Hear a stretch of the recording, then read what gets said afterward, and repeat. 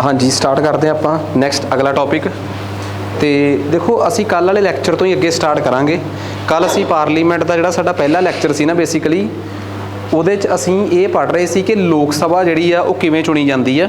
ਤੇ ਲਾਸਟ ਜਿੱਥੇ ਆਪਣਾ ਲੈਕਚਰ ਅਚਾਨਕ ਰੁਕ ਗਿਆ ਸੀ ਅਸੀਂ ਉਸ ਤੋਂ ਹੀ ਅੱਗੇ ਸਟਾਰਟ ਕਰਾਂਗੇ। ਅਸੀਂ ਇਹ ਕਿਹਾ ਸੀ ਕਿ ਜਦੋਂ ਲੋਕ ਸਭਾ ਨੂੰ ਆਪਾਂ ਚੁਣਦੇ ਹਾਂ ਨਾ ਤਾਂ ਲੋਕ ਸਭਾ 'ਚ ਇੱਕ ਬੰਦਾ ਜਿਹੜਾ ਚੁਣਿਆ ਜਾਂਦਾ ਹੈ ਕਿਸੇ ਇੱਕ ਹਲਕੇ 'ਚੋਂ ਕਿਸੇ ਇੱਕ ਕੌਂਸਟੀਟੂਐਂਸੀ 'ਚੋਂ, ਤਾਂ ਉਹ ਫਸਟ ਪਾਸਟ ਦੀ ਪੋਸਟ ਕਿ ਪਹਿਲਾਂ ਸਭ ਤੋਂ ਵੱਧ ਵੋਟਾਂ ਕਿਹੜਾ ਲੈ ਗਿਆ ਇਸ ਆਧਾਰ 'ਤੇ ਚੁਣਿਆ ਜਾਂਦਾ ਹੈ। ਪਰ ਜਦੋਂ ਉਹਦੀ ਸਾਰੀ ਮੰਡਲੀ ਉਹ ਚੁਣੀ ਜਾਂਦੀ ਹੈ 543 543 ਦੇ 543 ਚੁਣ ਕੇ ਲੋਕ ਸਭਾ ਪਹੁੰਚਦੇ ਆ, ਉਹਨਾਂ 'ਚੋਂ ਕਿਹੜੀ ਪਾਰਟੀ ਨੂੰ ਜਿੱਤੀ ਹੋਈ ਪਾਰਟੀ ਕਹਿਣਾ ਹੈ, ਕਿਸ ਪਾਰਟੀ ਨੂੰ ਆਪਾਂ ਜਿੱਤੀ ਹੋਈ ਪਾਰਟੀ ਕਹਿਣਾ ਹੈ, ਉੱਥੇ ਫਾਰਮੂਲਾ ਲੱਗਦਾ ਹੈ ਐਬਸਲਿਊਟ ਮੈਜੋਰਟੀ ਦਾ, ਮਤਲਬ ਸਪਸ਼ਟ ਬਹੁਮਤ। ਸਪਸ਼ਟ ਬਹੁਮਤ ਦਾ ਮਤਲਬ ਆ ਕਿ 543 ਦਾ ਅੱਧ 271.5 ਤੋਂ ਵੱਧ 272 ਬੰਦੇ ਜਿਹੜੀ ਪਾਰਟੀ ਦੇ ਜਿੱਤੇ ਹੋਣਗੇ ਉਹੀ ਸੱਤਾ 'ਚ ਆਊਗੀ।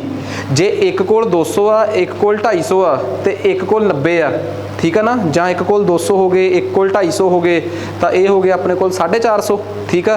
ਤੇ ਇੱਕ ਕੋਲ ਤਕਰੀਬਨ ਮੰਨ ਲਓ 90 93 ਹੋ ਗਏ, ਤਾਂ ਜਿਹਦੇ ਕੋਲ 250 ਆ ਉਹ ਜਿੱਤਿਆ ਹੋਇਆ ਨਹੀਂ ਗਾ। ਜਿੱਤੂਗਾ ਕੌਣ? ਜਿਹਦੇ ਕੋਲ 272 ਤੋਂ ਵੱਧ ਆ। ਕੀ ਪਤਾ 200 ਤੇ 93 ਵਾਲੇ ਮਿਲ ਕੇ ਕੋਲੇਸ਼ਨ ਕਰ ਲੈਣ, ਠੀਕ ਆ ਨਾ, ਕੁਛ ਵੀ ਹੋ ਸਕਦਾ ਹੈ। ਤਾਂ ਇਹ ਚੀਜ਼ ਜਿਹੜੀ ਆ ਇਹ ਸਾਨੂੰ ਚੰਗੀ ਤਰ੍ਹਾਂ ਪਤਾ ਹੋਣੀ ਚਾਹੀਦੀ ਹੈ, ਠੀਕ ਆ।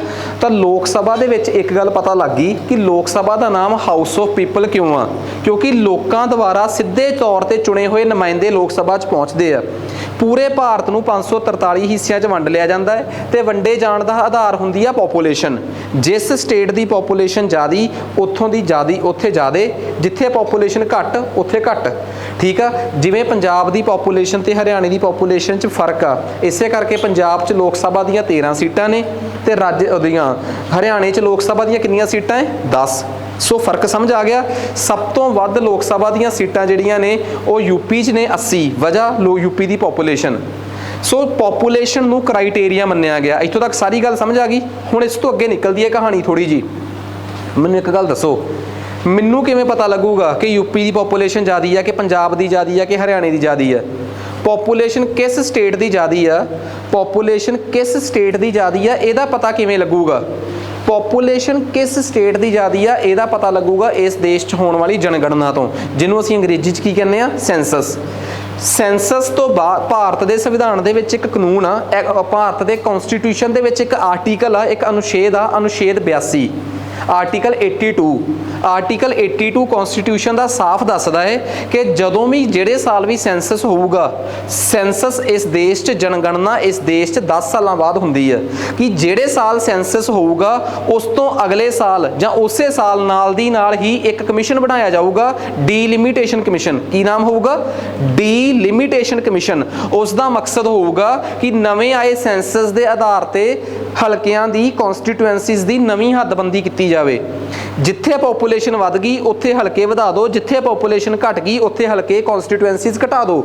ਇਹ ਡੀਲਿਮਿਟੇਸ਼ਨ ਕਮਿਸ਼ਨ ਜਿਹੜਾ ਹੈ ਉਹਨੂੰ ਬਣਾਉਣ ਦੀ ਅਲਟੀਮੇਟ ਪਾਵਰ ਦਿੱਤੀ ਗਈ ਆ ਪਾਰਲੀਮੈਂਟ ਨੂੰ, ਕਿ ਪਾਰਲੀਮੈਂਟ ਦੇ ਵਿੱਚ ਇੱਕ ਐਕਟ ਪਾਸ ਕੀਤਾ ਜਾਊਗਾ। ਉਸ ਐਕਟ 'ਚ ਇਹ ਕਿਹਾ ਗਿਆ ਕਿ ਬਈ ਇਸ ਦੇਸ਼ ਦਾ ਰਾਸ਼ਟਰਪਤੀ 3 ਮੈਂਬਰਾਂ ਦਾ ਡੀਲਿਮਿਟੇਸ਼ਨ ਕਮਿਸ਼ਨ ਬਣਾਊਗਾ। ਉਹ 3 ਮੈਂਬਰ ਕੌਣ ਹੋਣਗੇ? ਇੱਕ ਕੋਈ ਸੁਪਰੀਮ ਕੋਰਟ ਦਾ ਜੱਜ, ਇੱਕ ਦੇਸ਼ ਦਾ ਇਲੈਕਸ਼ਨ ਕਮਿਸ਼ਨ, ਇੱਕ ਜਿਹੜੀ ਸਟੇਟ 'ਚ ਜਾ ਕੇ ਹੱਦਬੰਦੀ ਕਰਨੀ ਆ ਹਲਕਿਆਂ ਦੀ ਉੱਥੋਂ ਦਾ ਇਲੈਕਸ਼ਨ ਕਮਿਸ਼ਨ।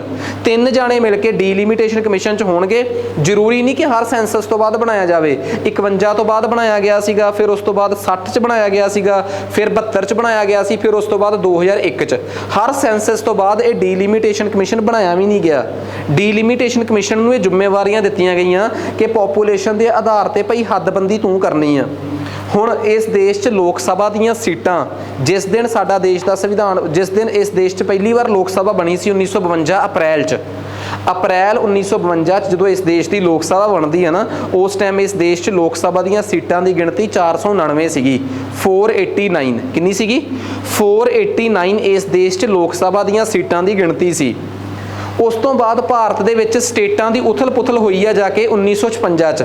ਤੁਹਾਡੇ 'ਚੋਂ ਜੇ ਕਿਸੇ ਨੇ ਪੋਲਿਟੀ ਸ਼ੁਰੂ ਤੋਂ ਪੜ੍ਹੀ ਆ ਤੇ ਜੇ ਕਿਸੇ ਨੇ ਪੋਲਿਟੀ ਦਾ ਇਹ ਪਹਿਲਾ ਲੈਕਚਰ ਆ, ਉਹਨਾਂ 'ਚ ਇੱਕ ਫਰਕ ਹੋਊਗਾ ਕਿ 1956 ਦੇ ਵਿੱਚ ਇੱਕ ਸਟੋਰੀ ਆ, ਉਹ ਇੱਕ ਅੱਗੇ ਜਾ ਕੇ ਇੱਕ ਚੈਪਟਰ 'ਚ ਆਊਗੀ ਕਿ ਭਾਰਤ ਦੀਆਂ ਸਟੇਟਾਂ ਦਾ ਢਾਂਚਾ ਬਦਲ ਦਿੱਤਾ ਗਿਆ ਸੀਗਾ। ਅੱਜ ਅਸੀਂ ਆਪਣੇ ਦੇਸ਼ ਦੇ ਵਿੱਚ ਇਹ ਦੇਖਦੇ ਹਾਂ ਕਿ ਸਾਡੇ ਦੇਸ਼ 'ਚ 28 ਸਟੇਟਾਂ ਹੈ ਤੇ 8 ਕੀ ਆ? Union territories. ਅਸਲ 'ਚ ਸਾਡੇ ਦੇਸ਼ 'ਚ ਸਟੇਟਸ ਤੇ ਯੂਨੀਅਨ ਟੈਰੀਟਰੀਜ਼ ਦਾ ਜਿਹੜਾ ਢਾਂਚਾ ਸੀਗਾ ਇਹ ਐਵੇਂ ਨਹੀਂ ਸੀ ਜਿਵੇਂ ਅੱਜ ਤੋਂ 1956 ਤੋਂ ਪਹਿਲਾਂ 1956 ਤੋਂ ਪਹਿਲਾਂ ਸਾਡੇ ਦੇਸ਼ 'ਚ 4 ਕੈਟੇਗਰੀ ਦੀਆਂ ਸਟੇਟਸ ਸੀਗੀਆਂ, part A, part B, part C ਤੇ ਪਾਰਟ D। ਇਹ 4 ਕੈਟੇਗਰੀ ਦੀਆਂ ਸਟੇਟਸ ਜਿਹੜੀਆਂ ਸੀ ਸਾਡੇ ਦੇਸ਼ 'ਚ, part A, part B, part C ਤੇ ਪਾਰਟ D, ਇਹ ਢਾਂਚਾ ਖਤਮ ਹੋਇਆ 1956 'ਚ।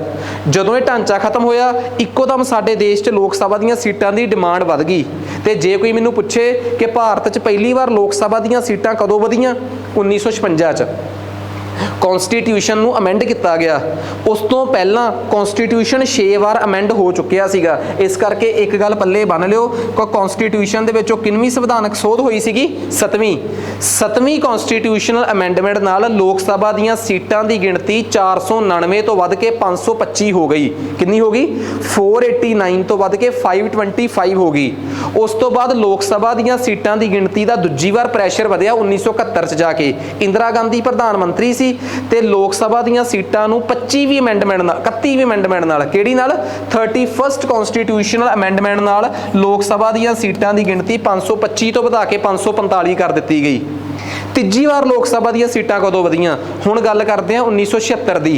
ਐਮਰਜੈਂਸੀ ਲੱਗੀ ਹੋਈ ਸੀ, ਇੰਦਰਾ ਗਾਂਧੀ ਦੇ ਅੱਗੇ ਦਬਾਅ ਕਿ ਲੋਕ ਸਭਾ ਦੀਆਂ ਸੀਟਾਂ ਹੋਰ ਵਧਾਈਆਂ ਜਾਣ ਕਿਉਂਕਿ ਦੇਸ਼ ਦੀ ਜਨਸੰਖਿਆ ਬਹੁਤ ਵੱਧ ਗਈ ਆ ਤੇ ਲੋਕਾਂ ਨੂੰ ਆਪਣਾ MP ਜ਼ਿਆਦਾ ਨੇੜੇ ਚਾਹੀਦਾ ਹੈ। ਬਹੁਤ ਜ਼ਿਆਦਾ ਪੋਪੂਲੇਸ਼ਨ ਦਾ ਇੱਕ MP ਹੋਊਗਾ ਤੇ ਗੱਲ ਨਹੀਂ ਬਣਦੀ।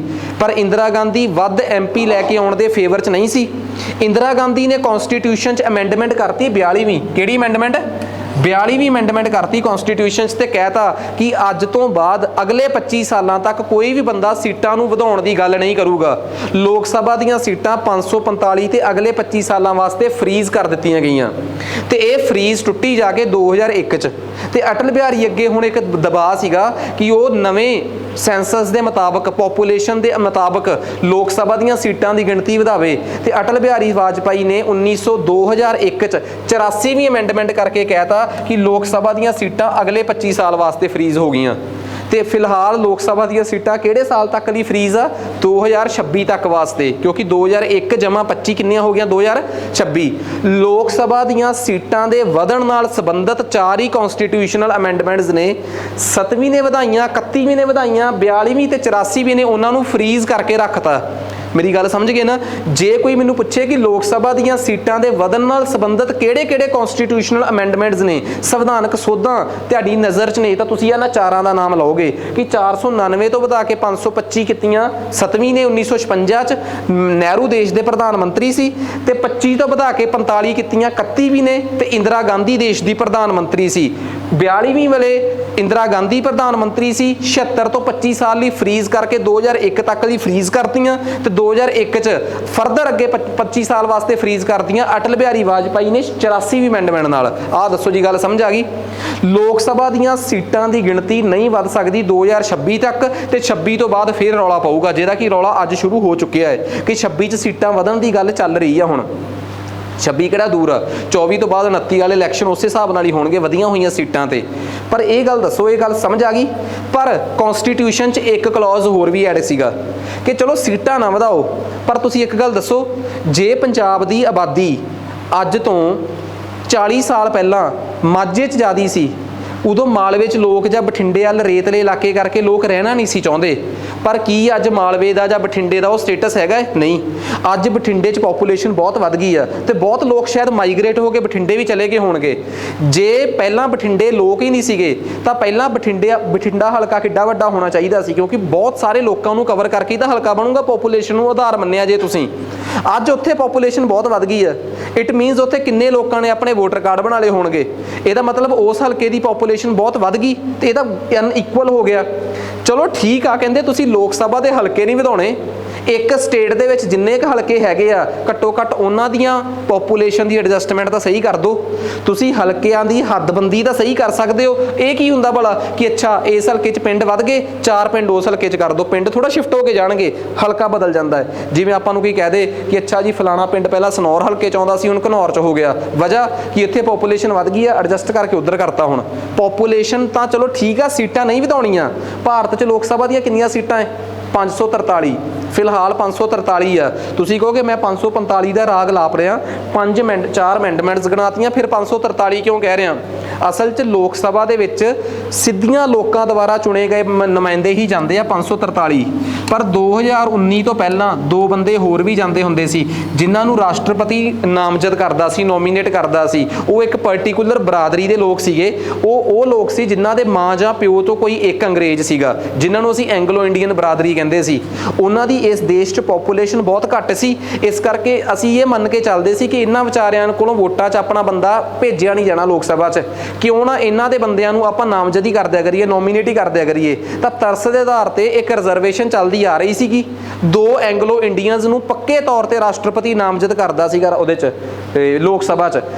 134 ਸੰਵਿਧਾਨਕ ਸੋਧ 104th ਔਰ 3rd 104 ਕਨਸਟੀਟਿਊਸ਼ਨਲ ਅਮੈਂਡਮੈਂਟ ਤੋਂ ਬਾਅਦ ਇਹ ਕੰਪੈਰੀਜ਼ਨ ਖਤਮ ਕਰ ਦਿੱਤੀ ਗਈ ਆ। ਹੁਣ ਲੋਕ ਸਭਾ ਦੇ ਵਿੱਚ 543 ਸੀਟਾਂ ਹੈ। ਲੋਕ ਸਭਾ ਦੀਆਂ ਸੀਟਾਂ ਦੇ ਵਧਣ ਜਾਂ ਘਟਣ ਨਾਲ ਇਹਨਾਂ 1 2 3 4 ਤੇ 5 ਅਮੈਂਡਮੈਂਟਸ ਤੋਂ ਬਿਨਾ ਹੋਰ ਕੋਈ ਅਮੈਂਡਮੈਂਟ ਹੀ ਹੈ ਨਹੀਂ। ਦੱਸੋ ਜੀ, ਗੱਲ ਸਮਝ ਆ ਗਈ? 104 ਇਹ 5 ਅਮੈਂਡਮੈਂਟਸ ਨੇ। ਪਹਿਲੀ ਨੇ ਲੋਕ ਸਭਾ ਦੀਆਂ ਸੀਟਾਂ ਵਧਾਈਆਂ, ਇਹਨੇ ਫਰੀਜ਼ ਕੀਤੀਆਂ ਤੇ ਇਹਨੇ ਉਹਨਾਂ ਸੀਟਾਂ ਨੂੰ ਕੀ ਕਰਤਾ? ਘਟਾਤਾ। ਉਹ ਵੀ 2 ਜਿਹੜੀਆਂ ਨੋਮੀਨੇਟਡ ਨੇ।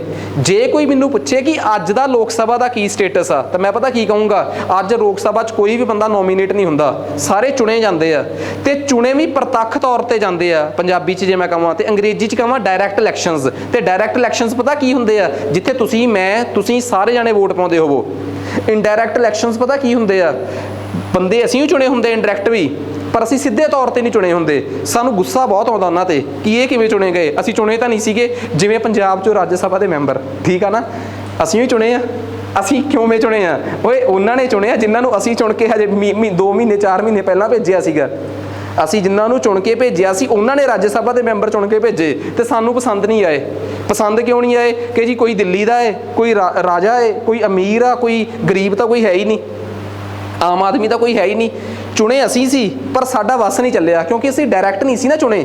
ਜਿਹੜੇ ਬੰਦੇ ਤੁਸੀਂ ਡਾਇਰੈਕਟ ਨਾ ਚੁਣੇ ਹੋਣ ਉਹਨੂੰ ਕਹਿੰਦੇ ਇਨਡਾਇਰੈਕਟਲੀ ਇਲੈਕਟਡ, ਪ੍ਰਤੱਖ ਰੂਪ ਨਾਲ ਚੁਣੇ ਹੋਏ। ਲੋਕ ਸਭਾ 'ਚ ਕਦੀ ਐਵੇਂ ਨਹੀਂ ਹੁੰਦਾ। ਲੋਕ ਸਭਾ ਦੇ ਮੈਂਬਰ ਤੁਸੀਂ ਪ੍ਰਤੱਖ ਰੂਪ 'ਚ ਚੁਣਦੇ ਹੋ, directly elected by people of the country. That's why Lok Sabha is called House of People. ਇਸੇ ਕਰਕੇ ਲੋਕ ਸਭਾ ਨੂੰ ਲੋਕ ਸਭਾ ਕਿਹਾ ਜਾਂਦਾ ਹੈ, ਕਿਉਂਕਿ ਲੋਕ ਸਭਾ 'ਚ ਸਿੱਧੇ ਲੋਕਾਂ ਦੁਆਰਾ ਸਿੱਧੇ ਤੌਰ ਤੇ ਚੁਣੇ ਹੋਏ ਨੁਮਾਇੰਦੇ ਹੀ ਪਹੁੰਚਦੇ ਆ। ਪੱਲੇ ਪੈ ਗਈ ਗੱਲ? ਬਹੁਤ ਸਿੰਪਲ ਜੀ ਗੱਲ ਆ, ਕੋਈ ਰੌਲਾ ਹੀ ਨਹੀਂ ਹੈਗਾ, ਪੱਲੇ ਪੈਣ ਵਾਲਾ ਕੋਈ ਮਸਲਾ ਹੀ ਨਹੀਂ। ਆਹ ਦੱਸੋ ਜੀ ਕਹਾਣੀ। ਇੱਕ ਰੌਲਾ ਰਹਿ ਗਿਆ ਕਿ ਲੋਕ ਸਭਾ ਦੇ ਵਿੱਚ ਸੀਟਾਂ ਦੀ ਗਿਣਤੀ ਤਾਂ ਨਹੀਂ ਵੱਧ ਸਕਦੀ, ਪਰ ਸੀਟਾਂ 13 ਹਲਕੇ ਆ ਪੰਜਾਬ 'ਚ ਲੋਕ ਸਭਾ ਦੇ। ਉਧਰੋਂ ਇੱਧਰ ਉੱਧਰ ਤਾਂ ਹੋ ਹੀ ਸਕਦੀਆਂ ਸੀਟਾਂ। ਇਹਦੇ ਨਾਲ ਸੰਬੰਧਿਤ ਕੋਈ ਕਨਸਟੀਟਿਊਸ਼ਨਲ ਅਮੈਂਡਮੈਂਟ ਹੋਈ ਆ? ਬਿਲਕੁਲ ਹੋਈ ਆ। 2 ਅਮੈਂਡਮੈਂਟਸ ਦਾ ਸੰਬੰਧ ਇਹਦੇ ਨਾਲ ਵੀ ਆ। ਕਿੱਥੇ ਲਿਖਾਂ? ਇੱਧਰ ਲਿਖ ਦੇਣਾ, ਉਧਰ ਨਾ ਦੇਖਿਓ। ਇੱਕ ਆ 84ਵੀਂ, ਇੱਕ ਆ 87ਵੀਂ। ਤੁਸੀਂ ਕਹੋਗੇ ਕਨਫਿਊਜ਼ ਕਰ ਰਹੇ ਹੋ, 84th ਤਾਂ ਇੱਧਰ ਵੀ ਲਿਖੀ ਆ। ਬੇਸ਼ੱਕ 84th ਅਮੈਂਡਮੈਂਟ 'ਚ ਇੱਧਰ ਵੀ ਕੁਝ ਕਿਹਾ ਗਿਆ ਹੋਵੇਗਾ। ਇੱਕ ਅਮੈਂਡਮੈਂਟ 'ਚ ਇੱਕ ਤੋਂ ਵੱਧ ਗੱਲਾਂ ਵੀ ਕਹੀਆਂ ਜਾ ਸਕਦੀਆਂ। ਇਹਦੀ ਇੱਕ ਜਿੰਦੀ ਜਾਗਦੀ ਐਗਜ਼ਾਮਪਲ ਦੇਵਾਂ, ਕਨਸਟੀਟਿਊਸ਼ਨ ਦੀ 42ਵੀਂ ਅਮੈਂਡਮੈਂਟ। ਇੰਡੀਆ ਦਾ ਅੱਧਾ ਕਨਸਟੀਟਿਊਸ਼ਨ ਇੰਦਰਾ ਗਾਂਧੀ ਨੇ 42ਵੀਂ ਅਮੈਂਡਮੈਂਟ 'ਚ ਬਦਲਤਾ ਸੀ, ਤੇ ਲੋਕ ਉਹਨੂੰ ਮਜ਼ਾਕ 'ਚ ਮਿੰਨੀ ਕਨਸਟੀਟਿਊਸ਼ਨ ਵੀ ਦੱਸਦੇ ਆ। ਅਮਰੀਕਾ ਦਾ ਕਨਸਟੀਟਿਊਸ਼ਨ ਇੰਡੀਆ ਦੀ 42ਵੀਂ ਅਮੈਂਡਮੈਂਟ ਤੋਂ 10 ਗੁਣਾ ਛੋਟਾ ਹੈ। ਮਤਲਬ ਅਮਰੀਕਾ ਦਾ ਫੁੱਲ ਫਲੈਜ ਕਨਸਟੀਟਿਊਸ਼ਨ ਤੇ ਇੱਕ ਪਾਸੇ ਇੰਡੀਆ ਦੀ 42ਵੀਂ ਅਮੈਂਡਮੈਂਟ ਵੱਡੀ ਆ, ਤੇ ਉਹਨਾਂ ਦਾ ਇੱਕ ਅਮੈਂਡਮੈਂਟ 'ਚ ਹੀ ਘੱਟੋ ਘੱਟ ਪੂਰੇ ਕਨਸਟੀਟਿਊਸ਼ਨ ਦੇ ਹਰ ਪਾਸੇ ਛੇੜਖਾਨੀ ਕਰਤੀ ਸੀ ਇੰਦਰਾ ਗਾਂਧੀ ਨੇ। 84ਵੀਂ ਅਮੈਂਡਮੈਂਟ 'ਚ 2 ਗੱਲਾਂ ਕਹੀਆਂ ਗਈਆਂ ਸੀ। ਇੱਕ ਗੱਲ ਤਾਂ ਮੈਂ ਉੱਧਰ ਸਮਝਾਤੀ ਕਿ ਸੀਟਾਂ ਨਹੀਂ ਵਧਾਉਣੀਆਂ, ਪਰ ਇੱਕ ਗੱਲ ਇਹ ਵੀ ਕਹਿਤੀ ਕਿ ਸੀਟਾਂ ਫਰੀਜ਼ ਤਾਂ ਕਰਤੀਆਂ, ਠੀਕ ਹੈ ਗੱਲ, ਪਰ ਸੀਟਾਂ ਦੀ ਐਡਜਸਟਮੈਂਟ ਕੀਤੀ ਜਾ ਸਕਦੀ ਹੈ। 91 ਵਾਲੇ ਸੈਂਸਸ ਨੂੰ ਆਧਾਰ ਮੰਨ ਕੇ। ਕਿਹੜੇ ਸੈਂਸਸ ਨੂੰ? 91 ਵਾਲੇ ਸੈਂਸਸ ਨੂੰ ਆਧਾਰ ਮੰਨ ਕੇ ਸੀਟਾਂ ਦੀ ਐਡਜਸਟਮੈਂਟ ਕੀਤੀ ਜਾ ਸਕਦੀ ਆ। ਇਧਰੋਂ ਪਿੰਡ ਕੱਢ ਕੇ ਉਧਰ ਪਾਏ ਜਾ ਸਕਦੇ ਆ। ਉਸ ਤੋਂ ਬਾਅਦ ਹੋਈ 87ਵੀਂ ਅਮੈਂਡਮੈਂਟ। ਉਹਨੇ ਕਿਹਾ ਕਿ ਸੀਟਾਂ ਦੀ ਐਡਜਸਟਮੈਂਟ ਕੀਤੀ ਜਾ ਸਕਦੀ ਆ, ਤੇ ਨਵਾਂ ਸੈਂਸਸ ਵਰਤ ਲਓ 2001 ਵਾਲਾ, ਕਿਉਂਕਿ ਉਸ ਤੋਂ ਬਾਅਦ 2001 ਵਾਲਾ ਸੈਂਸਸ ਆ ਗਿਆ ਸੀਗਾ। ਸੋ ਅੱਜ ਜੇ ਕੋਈ ਮੈਨੂੰ ਪੁੱਛੇ, ਇੱਕ ਦਿਮਾਗ 'ਚ ਮੇਰੇ 'ਚ ਵੀ ਗੱਲ ਆਉਂਦੀ ਹੈ ਤੇ ਤੁਹਾਡੇ 'ਚ ਵੀ ਆਊਗੀ ਕਿ ਯਾਰ ਇਹ ਤਾਂ ਇੱਕ ਵਾਰੀ ਅਮੈਂਡਮੈਂਟ ਹੋਰ ਕਰ ਲੈਂਦੇ, ਕੋਈ ਚੱਕਰ ਹੀ ਨਹੀਂ ਸੀ। ਅੱਜ 2011 ਦੇ ਸੈਂਸਸ ਨੂੰ ਵੀ ਆਏ ਨੂੰ ਇੰਨੇ ਸਾਲ ਹੋ ਗਏ ਆ, ਤਾਂ 2011 ਤੋਂ ਬਾਅਦ ਇੱਕ ਅਮੈਂਡਮੈਂਟ ਕਰਕੇ ਇਹ ਵੀ ਕਹਿ ਦਿੰਦੇ ਕਿ ਹੁਣ ਫਿਰ ਇੱਕ ਵਾਰ ਐਡਜਸਟਮੈਂਟ, ਚਲੋ ਸੀਟਾਂ ਨਾ ਵਧਾਓ ਤੁਸੀਂ, ਐਡਜਸਟਮੈਂਟ ਤਾਂ ਘੱਟੋ ਘੱਟ ਨਵੇਂ ਸੈਂਸਸ ਦੇ ਮੁਤਾਬਕ ਕਰ ਲਓ। ਕੀ ਪਤਾ 2001 ਤੋਂ ਲੈ ਕੇ 11 ਤੱਕ ਵੀ ਕਈ ਜਗ੍ਹਾ ਦੀ ਪੋਪੂਲੇਸ਼ਨ ਵੱਧ ਗਈ ਹੈ, ਕਈਆਂ ਦੀ ਘਟ ਗਈ ਹੈ, ਪਰ ਨਹੀਂ 11 ਵਾਲੇ ਸੈਂਸਸ ਨੂੰ ਕਿਤੇ ਵਰਤਿਆ ਹੀ ਨਹੀਂ ਗਿਆ। ਤੇ ਹੁਣ ਮੈਂ ਤੁਹਾਨੂੰ ਇੱਕ ਗੱਲ ਦੱਸਦਾ, ਹੁਣ ਸਿੱਧਾ 21 ਵਾਲਾ ਸੈਂਸਸ ਵਰਤ ਕੇ ਸ਼ਾਇਦ ਇੱਕ ਵਾਰ ਐਡਜਸਟਮੈਂਟ ਫੇਰ ਹੋਊਗੀ, ਤੇ ਸ਼ਾਇਦ ਨਾ ਹੋਵੇ। ਨਾ ਇਸ ਕਰਕੇ ਕਿਉਂਕਿ ਕਹਿ ਰਹੇ ਆ ਕਿ ਪਹਿਲਾਂ ਸਿੱਧਾ ਜਿਹਾ ਹਿਸਾਬ ਲਾਓ, 26 ਵਾਲਾ ਇੱਕ ਵਾਰੀ ਫਰੀਜ਼ਿੰਗ ਖਤਮ ਹੋ ਜੇ, ਇੱਕ ਵਾਰ ਲੋਕ ਸਭਾ ਦੀਆਂ ਸੀਟਾਂ ਵੀ ਵਧਾਵਾਂਗੇ ਤੇ ਐਡਜਸਟਮੈਂਟ ਵੀ ਕਰਾਂਗੇ। ਉਹ ਦੋਵੇਂ ਕੰਮ ਇਕੱਠੇ ਕਰਨਗੇ ਹੁਣ 2026 ਤੋਂ ਬਾਅਦ, ਕਿਉਂਕਿ ਫਰੀਜ਼ ਵੀ ਖਤਮ ਹੋਣ ਵਾਲੀ ਹੈ ਨਾ। 84th ਐਂਡ 84th ਅਮੈਂਡਮੈਂਟ 'ਚ ਕਿਹਾ ਸੀ ਕਿ 1991 ਦੇ ਸੈਂਸਸ ਨੂੰ ਆਧਾਰ ਮੰਨ ਕੇ ਸੀਟਾਂ ਦੀ ਐਡਜਸਟਮੈਂਟ ਕਰ ਦਿਓ, ਪਰ ਇੱਕ ਗੱਲ ਪੱਲੇ ਬੰਨ੍ਹ ਲਓ, ਲੋਕ ਸਭਾ ਦੀਆਂ ਸੀਟਾਂ ਦੀ ਗਿਣਤੀ ਵੱਧ ਨਹੀਂ ਸਕਦੀ। ਸੀਟਾਂ ਦੀ ਗਿਣਤੀ ਨਹੀਂ ਵੱਧ ਸਕਦੀ, ਸੀਟਾਂ ਐਡਜਸਟ ਹੋ ਸਕਦੀਆਂ ਹੈ। ਪੰਜਾਬ ਦੀਆਂ 13 ਹੀ ਰਹਿਣਗੀਆਂ, ਹਲਕੇ ਬਦਲੇ ਜਾ ਸਕਦੇ ਆ ਕਿ ਇਹ ਪਿੰਡ ਉਧਰੋਂ ਕੱਢ ਕੇ ਇੱਧਰ ਕਰ ਦਿਓ। ਕਿਸੇ ਨੂੰ ਕੋਈ ਡਾਊਟ ਇਹਦੇ 'ਚ? ਜੇ ਮੈਨੂੰ ਕੋਈ ਕਵੇ ਕਿ ਲੋਕ ਸਭਾ ਨਾਲ ਸੰਬੰਧਿਤ ਕੋਈ ਗੱਲ ਰਹਿ ਗਈ ਹੋਵੇ, ਮੈਂ ਨਹੀਂ ਸਮਝਦਾ ਕਿ ਲੋਕ ਸਭਾ ਨਾਲ ਸੰਬੰਧਿਤ ਕੁਝ ਵੀ ਰਹਿ ਗਿਆ ਤੁਹਾਡਾ। ਲੋਕ ਸਭਾ 'ਚ ਕਿੰਨੇ ਮੈਂਬਰ ਆ? 543 ਆ। 489 ਤੋਂ 543 ਕਿਵੇਂ ਹੋਏ, ਪੂਰੀ ਸਟੋਰੀ ਦੱਸਤੀ। ਲੋਕ ਸਭਾ 'ਚ ਵੋਟਾਂ ਕਿਵੇਂ ਪੈਂਦੀਆਂ? ਇੱਕ ਹਲਕੇ 'ਚੋਂ ਇੱਕ ਬੰਦਾ ਫਸਟ ਪਾਸਟ ਦੀ ਪੋਸਟ ਰੂਲ ਨਾਲ ਚੁਣਿਆ ਜਾਂਦਾ ਹੈ, ਫਿਰ ਐਬਸੋਲਿਊਟ ਮੈਜੋਰਟੀ ਨਾਲ ਪੂਰੀ ਦੀ ਪੂਰੀ ਪਾਰਟੀ ਚੁਣੀ ਜਾਂਦੀ ਹੈ। ਹੁਣ ਮੈਂ ਇੱਕ ਗੱਲ ਬੜੀ ਕਲੀਅਰ ਕਰਦਾ ਤੁਹਾਨੂੰ ਕਿ ਮੰਨ ਲਓ ਲੋਕ ਸਭਾ ਦੇ ਇਲੈਕਸ਼ਨ ਹੋਏ, ਠੀਕ ਆ, ਹਰ ਬੰਦਾ ਆਪਣੇ ਆਪਣੇ ਹਲਕੇ 'ਚੋਂ ਜਿੱਤ ਕੇ ਆਇਆ। ਇਹ ਤਾਂ ਕੋਈ ਜ਼ਰੂਰੀ ਨਹੀਂ ਕਿ ਪੂਰੇ ਇੰਡੀਆ ਦੇ 543 ਕੌਂਸਟੀਟੂਐਂਸੀਜ਼ 'ਚੋਂ ਇੱਕੋ ਪਾਰਟੀ ਦੇ ਬੰਦੇ ਜਿੱਤ ਕੇ ਆ ਜਾਣ। ਜਿਹੜੀ ਪਾਰਟੀ ਦੇ ਬੰਦੇ ਜਿੱਤ ਕੇ ਪੂਰੇ ਆ ਗਏ, 272 ਟੱਪ ਕੇ ਉਹ ਜਿੱਤ ਗਈ, ਜੇ ਨਾ ਆਏ ਫਿਰ ਕੋਲੇਸ਼ਨ ਗੱਠਜੋੜ ਹੋ ਜਾਊਗਾ। ਮੰਨ ਲਓ ਗੱਠਜੋੜ ਹੋ ਗਿਆ ਤੇ ਇੱਕ 200 ਨੰਬਰ ਵਾਲੀ ਪਾਰਟੀ ਤੇ ਇੱਕ 93 ਨੰਬਰ ਵਾਲੀ ਪਾਰਟੀ ਨੇ ਆਪਸ 'ਚ ਗੱਠਜੋੜ ਕਰ ਲਿਆ। ਇਹ ਨੰਬਰ ਮੈਂ ਕੱਲ੍ਹ ਵਾਲੀ ਐਗਜ਼ਾਮਪਲ ਤੋਂ ਲਿਆ ਤੇ ਮੈਂ ਸ਼ੁਰੂ 'ਚ ਵੀ ਬੋਲਿਆ ਸੀ ਕਿ ਇੱਕ ਪਾਰਟੀ ਦੀਆਂ 200 ਸੀਟਾਂ ਆਈਆਂ, ਇੱਕ ਦੀਆਂ 250 ਆਈਆਂ ਤੇ ਇੱਕ ਦੀਆਂ 93 ਆਈਆਂ। ਮੰਨ ਲਓ 200 ਤੇ 93 ਨੇ ਜੁੜ ਲਿਆ ਤਾਂ ਕਿੰਨੀਆਂ ਸੀਟਾਂ ਹੋ ਗਈਆਂ? 293। ਉਹ 293 ਦੇ 293 ਇੱਕ ਹਾਲ 'ਚ ਇਕੱਠੇ ਹੋਣਗੇ, ਠੀਕ ਆ। ਪਾਰਲੀਮੈਂਟ ਦੇ ਵਿੱਚ ਇੱਕ ਲੋਕ ਸਭਾ ਹੈ, ਇੱਕ ਰਾਜ ਸਭਾ, ਇੱਕ ਸੈਂਟਰਲ ਹਾਲ ਆ। ਉਹ ਸੈਂਟਰਲ ਹਾਲ 'ਚ ਇਕੱਠੇ ਹੋਣਗੇ 293 ਬੰਦੇ, ਉੱਥੇ ਉਹ ਆਪਣਾ ਇੱਕ ਲੀਡਰ ਚੁਣ ਲੈਣਗੇ ਕਿ ਆਹ ਭਾਈ ਸਾਡੇ 'ਚੋਂ ਲੀਡਰ ਆ, ਸਾਡੇ 'ਚੋਂ ਆਹ ਫਲਾਣਾ ਬੰਦਾ ਇੱਕ ਲੀਡਰ ਆ। ਸਟੋਰੀ ਬੜੇ ਧਿਆਨ ਨਾਲ ਸੁਣਿਓ, ਅਗਲੀ ਗੱਲ ਸਮਝ ਨਹੀਂ ਆਉਣੀ ਜੇ ਆਹ ਗੱਲ ਨਾ ਸੁਣੀ ਕਿ ਆਹ ਬੰਦਾ ਵੀ ਫਲਾਣਾ ਸਾਡਾ ਲੀਡਰ ਆ। ਉਹ ਬੰਦੇ ਨੂੰ ਉਹ ਸਾਰੇ ਜਾਣੇ ਆਪੋ ਆਪਣੀ ਚਿੱਠੀ ਦੇਣਗੇ, 293 ਬੰਦਿਆਂ ਦੀ ਸਾਈਨ ਕੀਤੀ ਚਿੱਠੀ ਲੈ ਕੇ ਉਹ ਲੀਡਰ ਜਿਹੜਾ ਹੈ ਉਹਨਾਂ ਸਾਰਿਆਂ ਦਾ ਲੀਡਰ ਦੇਸ਼ ਦੇ ਰਾਸ਼ਟਰਪਤੀ ਕੋਲ ਜਾਊਗਾ ਕਿ ਮੇਰੇ ਕੋਲ 293 ਜਾਣਿਆਂ ਦਾ ਬਹੁਮਤ ਹਾਸਲ ਆ, ਮੈਨੂੰ ਇਸ ਦੇਸ਼ ਦਾ ਪ੍ਰਧਾਨ ਮੰਤਰੀ ਨਿਯੁਕਤ ਕੀਤਾ ਜਾਵੇ। ਇਸ ਤਰੀਕੇ ਨਾਲ ਲੋਕ ਸਭਾ ਦੇ ਇਲੈਕਸ਼ਨ ਤੈਅ ਕਰਦੇ ਆ ਕਿ ਦੇਸ਼ ਦਾ ਪ੍ਰਧਾਨ ਮੰਤਰੀ ਕੌਣ ਬਣੂਗਾ। ਕਿਹੜੇ ਇਲੈਕਸ਼ਨ ਤੈਅ ਕਰਦੇ ਆ? ਲੋਕ ਸਭਾ ਦੇ ਇਲੈਕਸ਼ਨਸ ਤੈਅ ਕਰਦੇ ਆ ਕਿ ਦੇਸ਼ ਦਾ ਪ੍ਰਧਾਨ ਮੰਤਰੀ ਕੌਣ ਬਣੂਗਾ। ਤੇ ਪ੍ਰਧਾਨ ਮੰਤਰੀ ਸਰਕਾਰ ਹੁੰਦੀ ਆ ਤੇ ਸਰਕਾਰ ਦੀ ਅੰਗਰੇਜ਼ੀ ਐਗਜ਼ੈਕਟਿਵ ਹੁੰਦੀ ਆ, ਕਾਰਜਪਾਲਿਕਾ। ਤੇ ਇਹ ਗੱਲ ਸਮਝ ਆ ਗਈ ਕਿ ਇਸ ਦੇਸ਼ ਦੀ ਸਰਕਾਰ ਜਿਹੜੀ ਆ ਉਹ ਪਾਰਲੀਮੈਂਟ ਦੀਆਂ ਸੀਟਾਂ ਤੋਂ ਤੈਅ ਹੋ ਕੇ ਆਉਂਦੀ ਆ। ਇਟ ਮੀਨਸ ਇੰਡੀਆ ਦਾ ਇੱਕ ਬੜਾ ਸੋਹਣਾ ਤਜਰਬਾ ਹੈ ਕਿ ਇਸ ਦੇਸ਼ ਦੇ ਵਿੱਚ ਪ੍ਰਧਾਨ ਮੰਤਰੀ ਨਹੀਂ ਚੁਣਿਆ ਜਾਂਦਾ। ਅਸੀਂ ਬਹੁਤ ਵੱਡੀ ਗੱਲ ਕਹਿੰਦੇ ਆ ਕਿ ਇਸ ਦੇਸ਼ 'ਚ ਪ੍ਰਧਾਨ ਮੰਤਰੀ ਚੁਣਿਆ ਜਾਂਦਾ ਹੈ। ਇਸ ਦੇਸ਼ 'ਚ ਅਸੀਂ ਲੋਕ ਸਭਾ ਦੇ MP ਚੁਣਦੇ ਆ। MP ਆਪਣੇ ਆਪ 'ਚੋਂ ਇੱਕ ਲੀਡਰ ਚੁਣਦੇ ਆ ਤੇ ਉਹਨੂੰ ਇਸ ਦੇਸ਼ ਦਾ ਰਾਸ਼ਟਰਪਤੀ ਪ੍ਰਧਾਨ ਮੰਤਰੀ ਲਾਉਂਦਾ ਹੈ। ਅਸੀਂ ਕਦੇ ਵੀ ਸਰਕਾਰ ਨਹੀਂ ਚੁਣਦੇ, ਇਹ ਪੱਲੇ ਬੰਨ ਲਿਓ। ਅਸੀਂ ਚੁਣਦੇ ਆ ਵਿਧਾਨ ਪਾਲਿਕਾ। ਵਿਧਾਨ ਪਾਲਿਕਾ ਕੋ ਇੱਕ ਪਾਰਟੀ ਜਿੱਤ ਜਾਂਦੀ ਆ, ਜਿਹੜੀ ਪਾਰਟੀ ਜਿੱਤ ਗਈ ਉਹ ਆ ਰਹੀ, ਉਸ ਪਾਰਟੀ ਦੇ ਵਿੱਚੋਂ ਇੱਕ ਬੰਦਾ ਲੀਡਰ ਬਣ ਜਾਂਦਾ ਹੈ, ਉਹ ਬਣਦਾ ਹੈ ਦੇਸ਼ ਦਾ PM। ਉਹ ਆਪਣੇ ਨਾਲ 25-30 ਜਾਣਿਆਂ ਦੀ ਇੱਕ ਟੋਲੀ ਰੱਖਦਾ ਹੈ। ਉਹ ਆਪਣੇ ਨਾਲ 25-30 ਜਾਣਿਆਂ ਦੀ ਇੱਕ ਟੋਲੀ ਰੱਖਦਾ ਹੈ ਜਿਨ੍ਹਾਂ ਨੂੰ ਉਹ ਕੌਂਸਲ ਆਫ ਮਿਨਿਸਟਰਸ ਯਾਨੀ ਕਿ ਮੰਤਰੀ ਪਰਿਸ਼ਦ ਕਹਿੰਦਾ ਹੈ। 25-30 ਜਾਣਿਆਂ ਦੀ ਉਹ ਟੋਲੀ ਤੇ ਪ੍ਰਧਾਨ ਮੰਤਰੀ ਆਪ, ਇਹਨੂੰ ਜੋੜ ਕੇ ਕਹਿੰਦੇ ਆ ਸਰਕਾਰ। ਕੀ ਕਹਿੰਦੇ ਆ? ਐਗਜ਼ੈਕਟਿਵ, ਗੌਰਮੈਂਟ, ਸਰਕਾਰ, ਕਾਰਜਪਾਲਿਕਾ। ਪਰ ਮੈਨੂੰ ਇੱਕ ਗੱਲ ਦੱਸੋ, ਇਸ ਦੇਸ਼ ਦੀ ਸਰਕਾਰ ਖੁਦ ਥੋੜਾ ਚੁਣੀ ਗਈ ਆ। ਇਸ ਦੇਸ਼ ਦੀ ਸਰਕਾਰ ਲੈਜਿਸਲੇਚਰ ਚੋਂ ਨਿਕਲ ਕੇ ਗਈ ਆ। ਲੈਜਿਸਲੇਚਰ 'ਚ ਜਿਹੜੀ ਪਾਰਟੀ ਨੂੰ ਬਹੁਮਤ ਮਿਲੇ ਉਹੀ ਪਾਰਟੀ ਸਰਕਾਰ ਬਣਦੀ ਆ। ਸਾਡੇ ਦੇਸ਼ 'ਚ ਨਾ ਮਿਕਸਿੰਗ ਬਹੁਤ ਹੋਈ ਆ। ਕਿਹੜੀ ਚੀਜ਼ ਦੀ ਮਿਕਸਿੰਗ? ਕਿ ਅਸੀਂ ਆਪਣੀ ਵਿਧਾਨ ਪਾਲਿਕਾ ਚੁਣਦੇ ਆ, ਅਸੀਂ ਪਾਰਲੀਮੈਂਟ ਚੁਣਦੇ ਆ, ਲੈਜਿਸਲੇਚਰ ਚੁਣਦੇ ਆ, ਉਹਦੇ ਵਿੱਚੋਂ ਜਾ ਕੇ ਸਰਕਾਰ ਨਿਕਲਦੀ ਆ। ਅਮਰੀਕਾ 'ਚ ਇਹ ਕੰਮ ਨਹੀਂਗਾ। ਅਮਰੀਕਾ ਦੇ ਵਿੱਚ ਵਿਧਾਨ ਪਾਲਿਕਾ ਅੱਡ ਚੁਣੀ ਜਾਂਦੀ ਆ, ਉੱਥੋਂ ਦੀ ਰਾਸ਼ਟਰਪਤੀ ਤੇ ਸਰਕਾਰ ਅੱਡ ਚੁਣੀ ਜਾਂਦੀ ਆ। ਉੱਥੇ ਸੈਪਰੇਸ਼ਨ ਆਫ ਪਾਵਰ ਆ।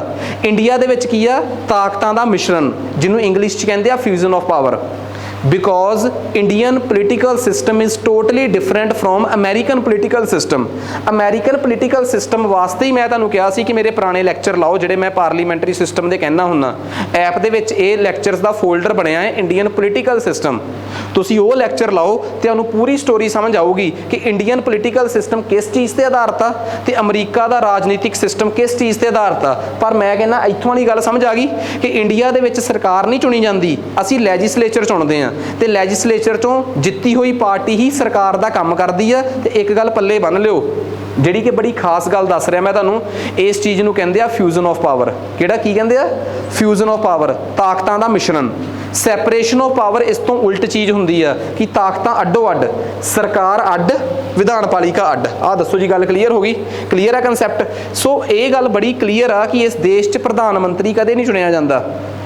लो जी लोक सभा समझ आ गई बई, सबनों लोक सभा समझ आ गई। लोक सभा के इलैक्शन भारत के 2019 च होए सीगे। मैनूं ये दसोगे पूरे भारत नूं लोक सभा दीयां चोणां वास्ते किन्ने हिस्सियां च वंडिया गया? 500। उस चों पंजाब दे किन्ने हिस्से सीगे? 13। आ गल समझ आ गई? 2022 च कल्ले पंजाब दे इलैक्शन होए आ। 2022 च कल्ले पंजाब दे इलैक्शन होए आ, उहदे वास्ते पंजाब नूं किन्ने हिस्सियां च वंडिया गया? 117। पंजाब दे इलैक्शनस भी हल्कियां च ही हुंदे आ, पर इनू कहंदे आ लोक सभा दा हल्का। पंजाब च लोक सभा दे किन्ने हल्के आ? 13। पर विधान सभा दे इलैक्शन जदों हुंदे आ, हुण तुसीं कहोगे कि सेंट्रल लैजिसलेटिव असैंबली दा नाम बदल के तां असीं लोक सभा जां हाउस ऑफ पीपल करता। जे स्टेट के लैवल पर वही चीज़ होवे उन्होंने की कहने आपां? State legislative assembly. उहदा नाम बदल के की किया है? सेंटर दे विच हुंदी आ एक सेंट्रल लैजिसलेटिव कौंसल, स्टेटां दे विच हुंदी नहीं। स्टेटां च कल्ली असैंबली हुंदी आ, पंजाब च कल्ली स्टेट लैजिसलेटिव असैंबली आ। जिमें सेंट्रल लैजिसलेटिव असैंबली का नाम आज़ादी तो बाद लोक सभा हो गया, स्टेट की लैजिसलेटिव असैंबली का नाम कुछ नहीं होया। स्टेट की लैजिसलेटिव असैंबली नूं अज भी स्टेट लैजिसलेटिव असैंबली कहंदे आ, विधान सभा उहदा नाम नहीं बदलिया। समझ गए ना मेरी गल? तां याद रखियो स्टेट की लैजिसलेटिव असैंबली दे विच जिहड़े मैंबर चुने जाते आ उहनां नूं कहंदे आ member of state legislative assembly. State word खा गए उहदे चों ते रह की गया मैंबर ऑफ लैजिसलेटिव असैंबली। वैसे इत्थे सही शब्द ना MSLA होना चाहिए सीगा, स्टेट लैजिसलेटिव असैंबली। नहीं तो कन्फ्यूजन रहूगी कि स्टेट की लैजिसलेटिव असैंबली है कि सेंटर की है, पर सेंटर वाली कन्फ्यूजन वैसे ही खत्म होगी क्योंकि सेंटर च ना ही बदल गया। सेंट्रल लैजिसलेटिव असैंबली का नाम की है? सेंट्रल लैजिसलेटिव असैंबली का नाम की है? लोक सभा। इस करके कन्फ्यूजन होंदी नहीं, इस करके इनू MLA कहन लग पैंदे आ। MLA हमेशा वो हुंदा है जिहड़ा स्टेट चों चुनिया गया होवे ते इत्थों चुनिया होवे। वैसे तुसी सेंटर च एक लोक सभा पढ़ी है, दूजा हाउस किहड़ा पढ़िया तुसी जिहदे बारे हजे तक मैं पढ़ाया ही नहीं? एक लोक सभा, एक किहड़ा हाउस आ जी? राज्य सभा।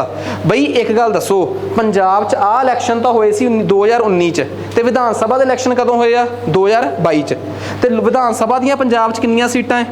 117। 117 का अद्ध कितना होंदा है? 58.5। तो 58.5 तो वध कितना होंदा है? 59।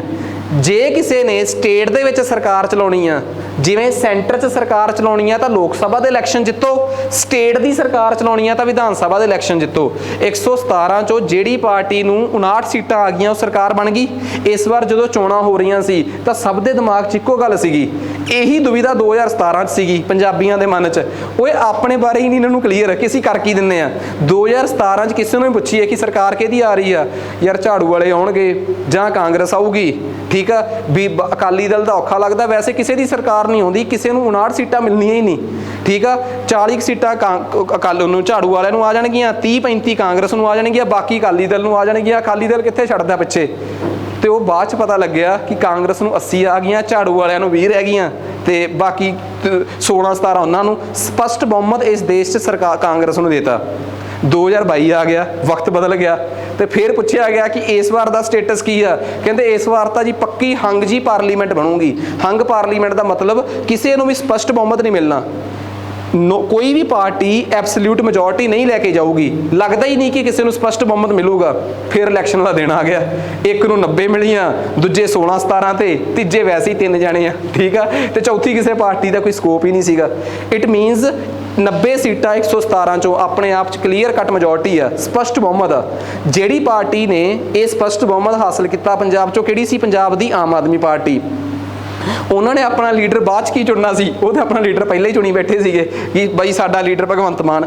ਤੇ ਭਗਵੰਤ ਮਾਨ ਸਾਹਿਬ ਉਹ ਰਾਸ਼ਟਰਪਤੀ ਕੋਲ ਗਿਆ ਸੀ ਪ੍ਰਧਾਨ ਮੰਤਰੀ ਮੋਦੀ, ਤੇ ਭਗਵੰਤ ਮਾਨ ਸਾਹਿਬ ਗਵਰਨਰ ਕੋਲ ਗਏ ਕਿ ਮੈਨੂੰ ਪੰਜਾਬ ਦਾ ਮੁੱਖ ਮੰਤਰੀ ਲਾ ਦਿਓ। ਉਹਨਾਂ ਨੂੰ ਮੁੱਖ ਮੰਤਰੀ ਲਾਤਾ। ਤੇ ਫਿਰ ਹੋਇਆ ਕਿ ਭਗਵੰਤ ਮਾਨ ਨੇ ਆਪਣੇ ਨਾਲ 10 ਬੰਦੇ ਚੱਕੇ, ਉਹਨਾਂ ਜਿਹੜੇ ਉਹਦੇ MLA ਜਿੱਤੇ ਸੀ ਉਹਨਾਂ 'ਚੋਂ 10 ਮੰਤਰੀ ਬਣਾਏ ਤੇ ਮੰਤਰੀ ਮੰਡਲ ਬਣ ਗਿਆ। ਸਟੇਟ ਦੇ ਵਿੱਚ ਵੀ ਉਹੀ, ਸਟੇਟ 'ਚ ਇੱਕ ਲੈਜਿਸਲੇਚਰ ਚੁਣੀ ਜਾਂਦੀ ਆ, ਉਹਨਾਂ 'ਚੋਂ ਜਿੱਤੀ ਹੋਈ ਪਾਰਟੀ ਆਪਣੀ ਐਗਜ਼ੈਕਟਿਵ ਬਣਾ ਲੈਂਦੀ ਆ। ਸਟੇਟ ਦੇ ਵਿੱਚੋਂ, ਰਾਜ ਦੇ ਵਿੱਚੋਂ ਇੱਕ ਵਿਧਾਨ ਸਭਾ ਚੁਣੀ ਜਾਂਦੀ ਆ, ਵਿਧਾਨ ਪਾਲਿਕਾ, ਉਹਨਾਂ 'ਚੋਂ ਜਿਹੜੀ ਪਾਰਟੀ ਜਿੱਤਦੀ ਆ ਉਹ ਕਾਰਜਪਾਲਿਕਾ ਦਾ ਕੰਮ ਵੀ ਕਰਦੀ ਆ। ਤੁਸੀਂ ਇੱਕ ਗੱਲ ਦੱਸੋ, ਤੁਸੀਂ ਦੋ ਚੀਜ਼ਾਂ 'ਚ ਮਿਕਸਿੰਗ ਜੀ ਨਹੀਂ ਲੱਗ ਰਹੇ ਕਿ ਜੇ ਤੁਸੀਂ ਵਿਧਾਨ ਪਾਲਿਕਾ ਜਿੱਤੋਗੇ, if you will win legislature only then you will go to executive. ਜੇ ਤੁਸੀਂ ਵਿਧਾਨ ਪਾਲਿਕਾ ਦੇ ਇਲੈਕਸ਼ਨ ਜਿੱਤੋਗੇ ਤਾਂ ਹੀ ਤੁਸੀਂ ਕਾਰਜਪਾਲਿਕਾ ਜਾਨੀ ਕਿ ਸਰਕਾਰ ਬਣਾ ਸਕਦੇ ਹੋ। ਇਹਨੂੰ ਮੈਂ ਫਿਊਜ਼ਨ ਆਫ ਪਾਵਰ ਕਹਾਂ ਕਿ ਸੈਪਰੇਸ਼ਨ ਆਫ ਪਾਵਰ ਕਹਾਂ? Fusion of power. Indian political system either at central level ਔਰ at state level depends upon is based on fusion of power। ਭਾਰਤ ਦਾ ਰਾਜਨੀਤਿਕ ਸਿਸਟਮ ਚਾਹੇ ਤਾਂ ਕੇਂਦਰੀ ਪੱਧਰ ਤੇ ਹੋਵੇ ਚਾਹੇ ਸੂਬਿਆਂ ਦੇ ਪੱਧਰ ਤੇ ਹੋਵੇ, ਠੀਕ ਆ, ਤਾਕਤਾਂ ਦੇ ਮਿਸ਼ਰਣ ਤੇ ਨਿਰਭਰ ਕਰਦਾ ਹੈ, ਨਾ ਕਿ ਤਾਕਤਾਂ ਦੇ ਅੱਡੋ ਅੱਡ ਤੇ।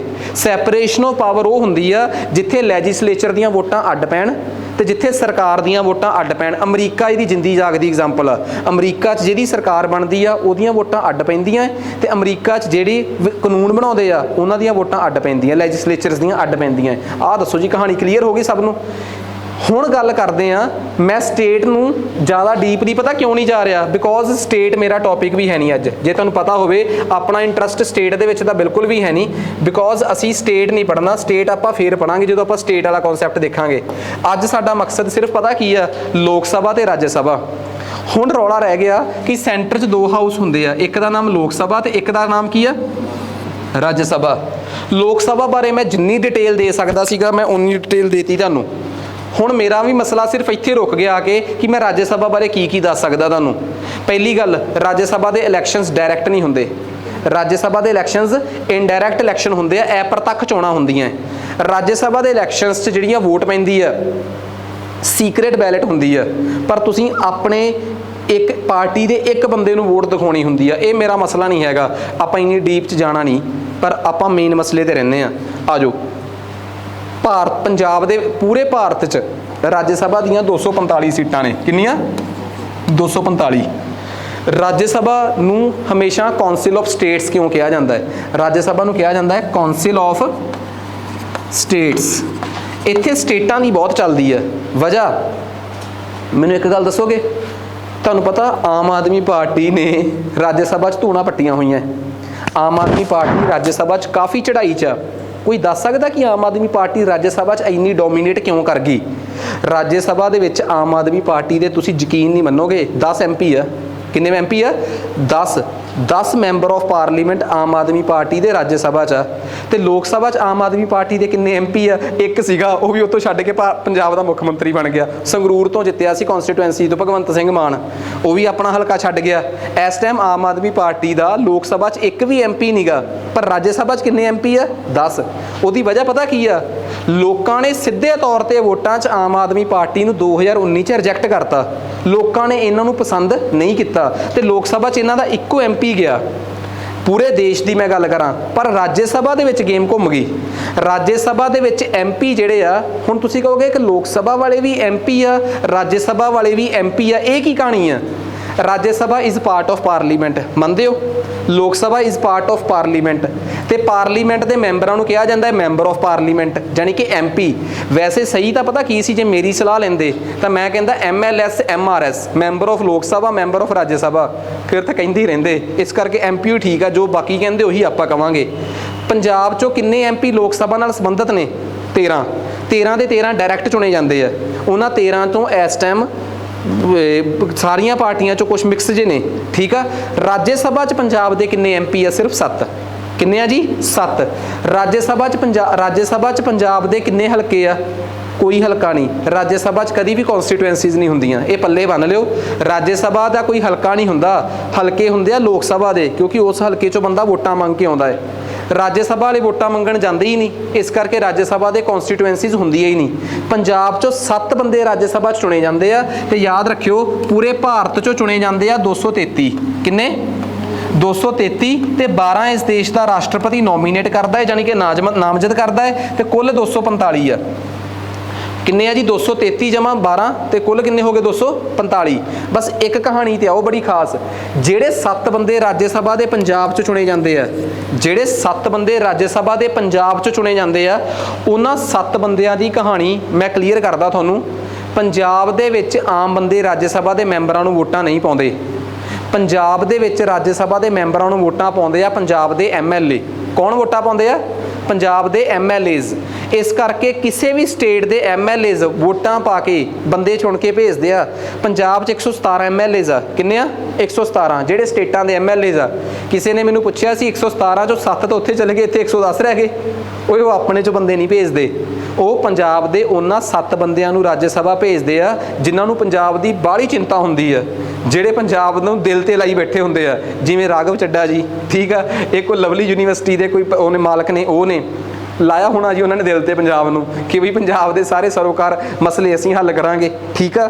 ਉਮੀਦ ਕਰਦੇ ਆ 6 ਸਾਲ ਵਾਸਤੇ ਮੈਂਬਰ ਬਣੇ ਆ। ਲੋਕ ਸਭਾ 'ਚ ਤਾਂ ਬੰਦਾ ਫੇਰ 5 ਸਾਲ ਵਾਸਤੇ ਮੈਂਬਰ ਬਣਦਾ ਹੈ, ਤੇ ਰਾਜ ਸਭਾ 'ਚ 6 ਸਾਲ ਵਾਸਤੇ। 6 ਸਾਲ ਦਿੱਤੇ ਤੁਹਾਨੂੰ, ਠੀਕ ਆ।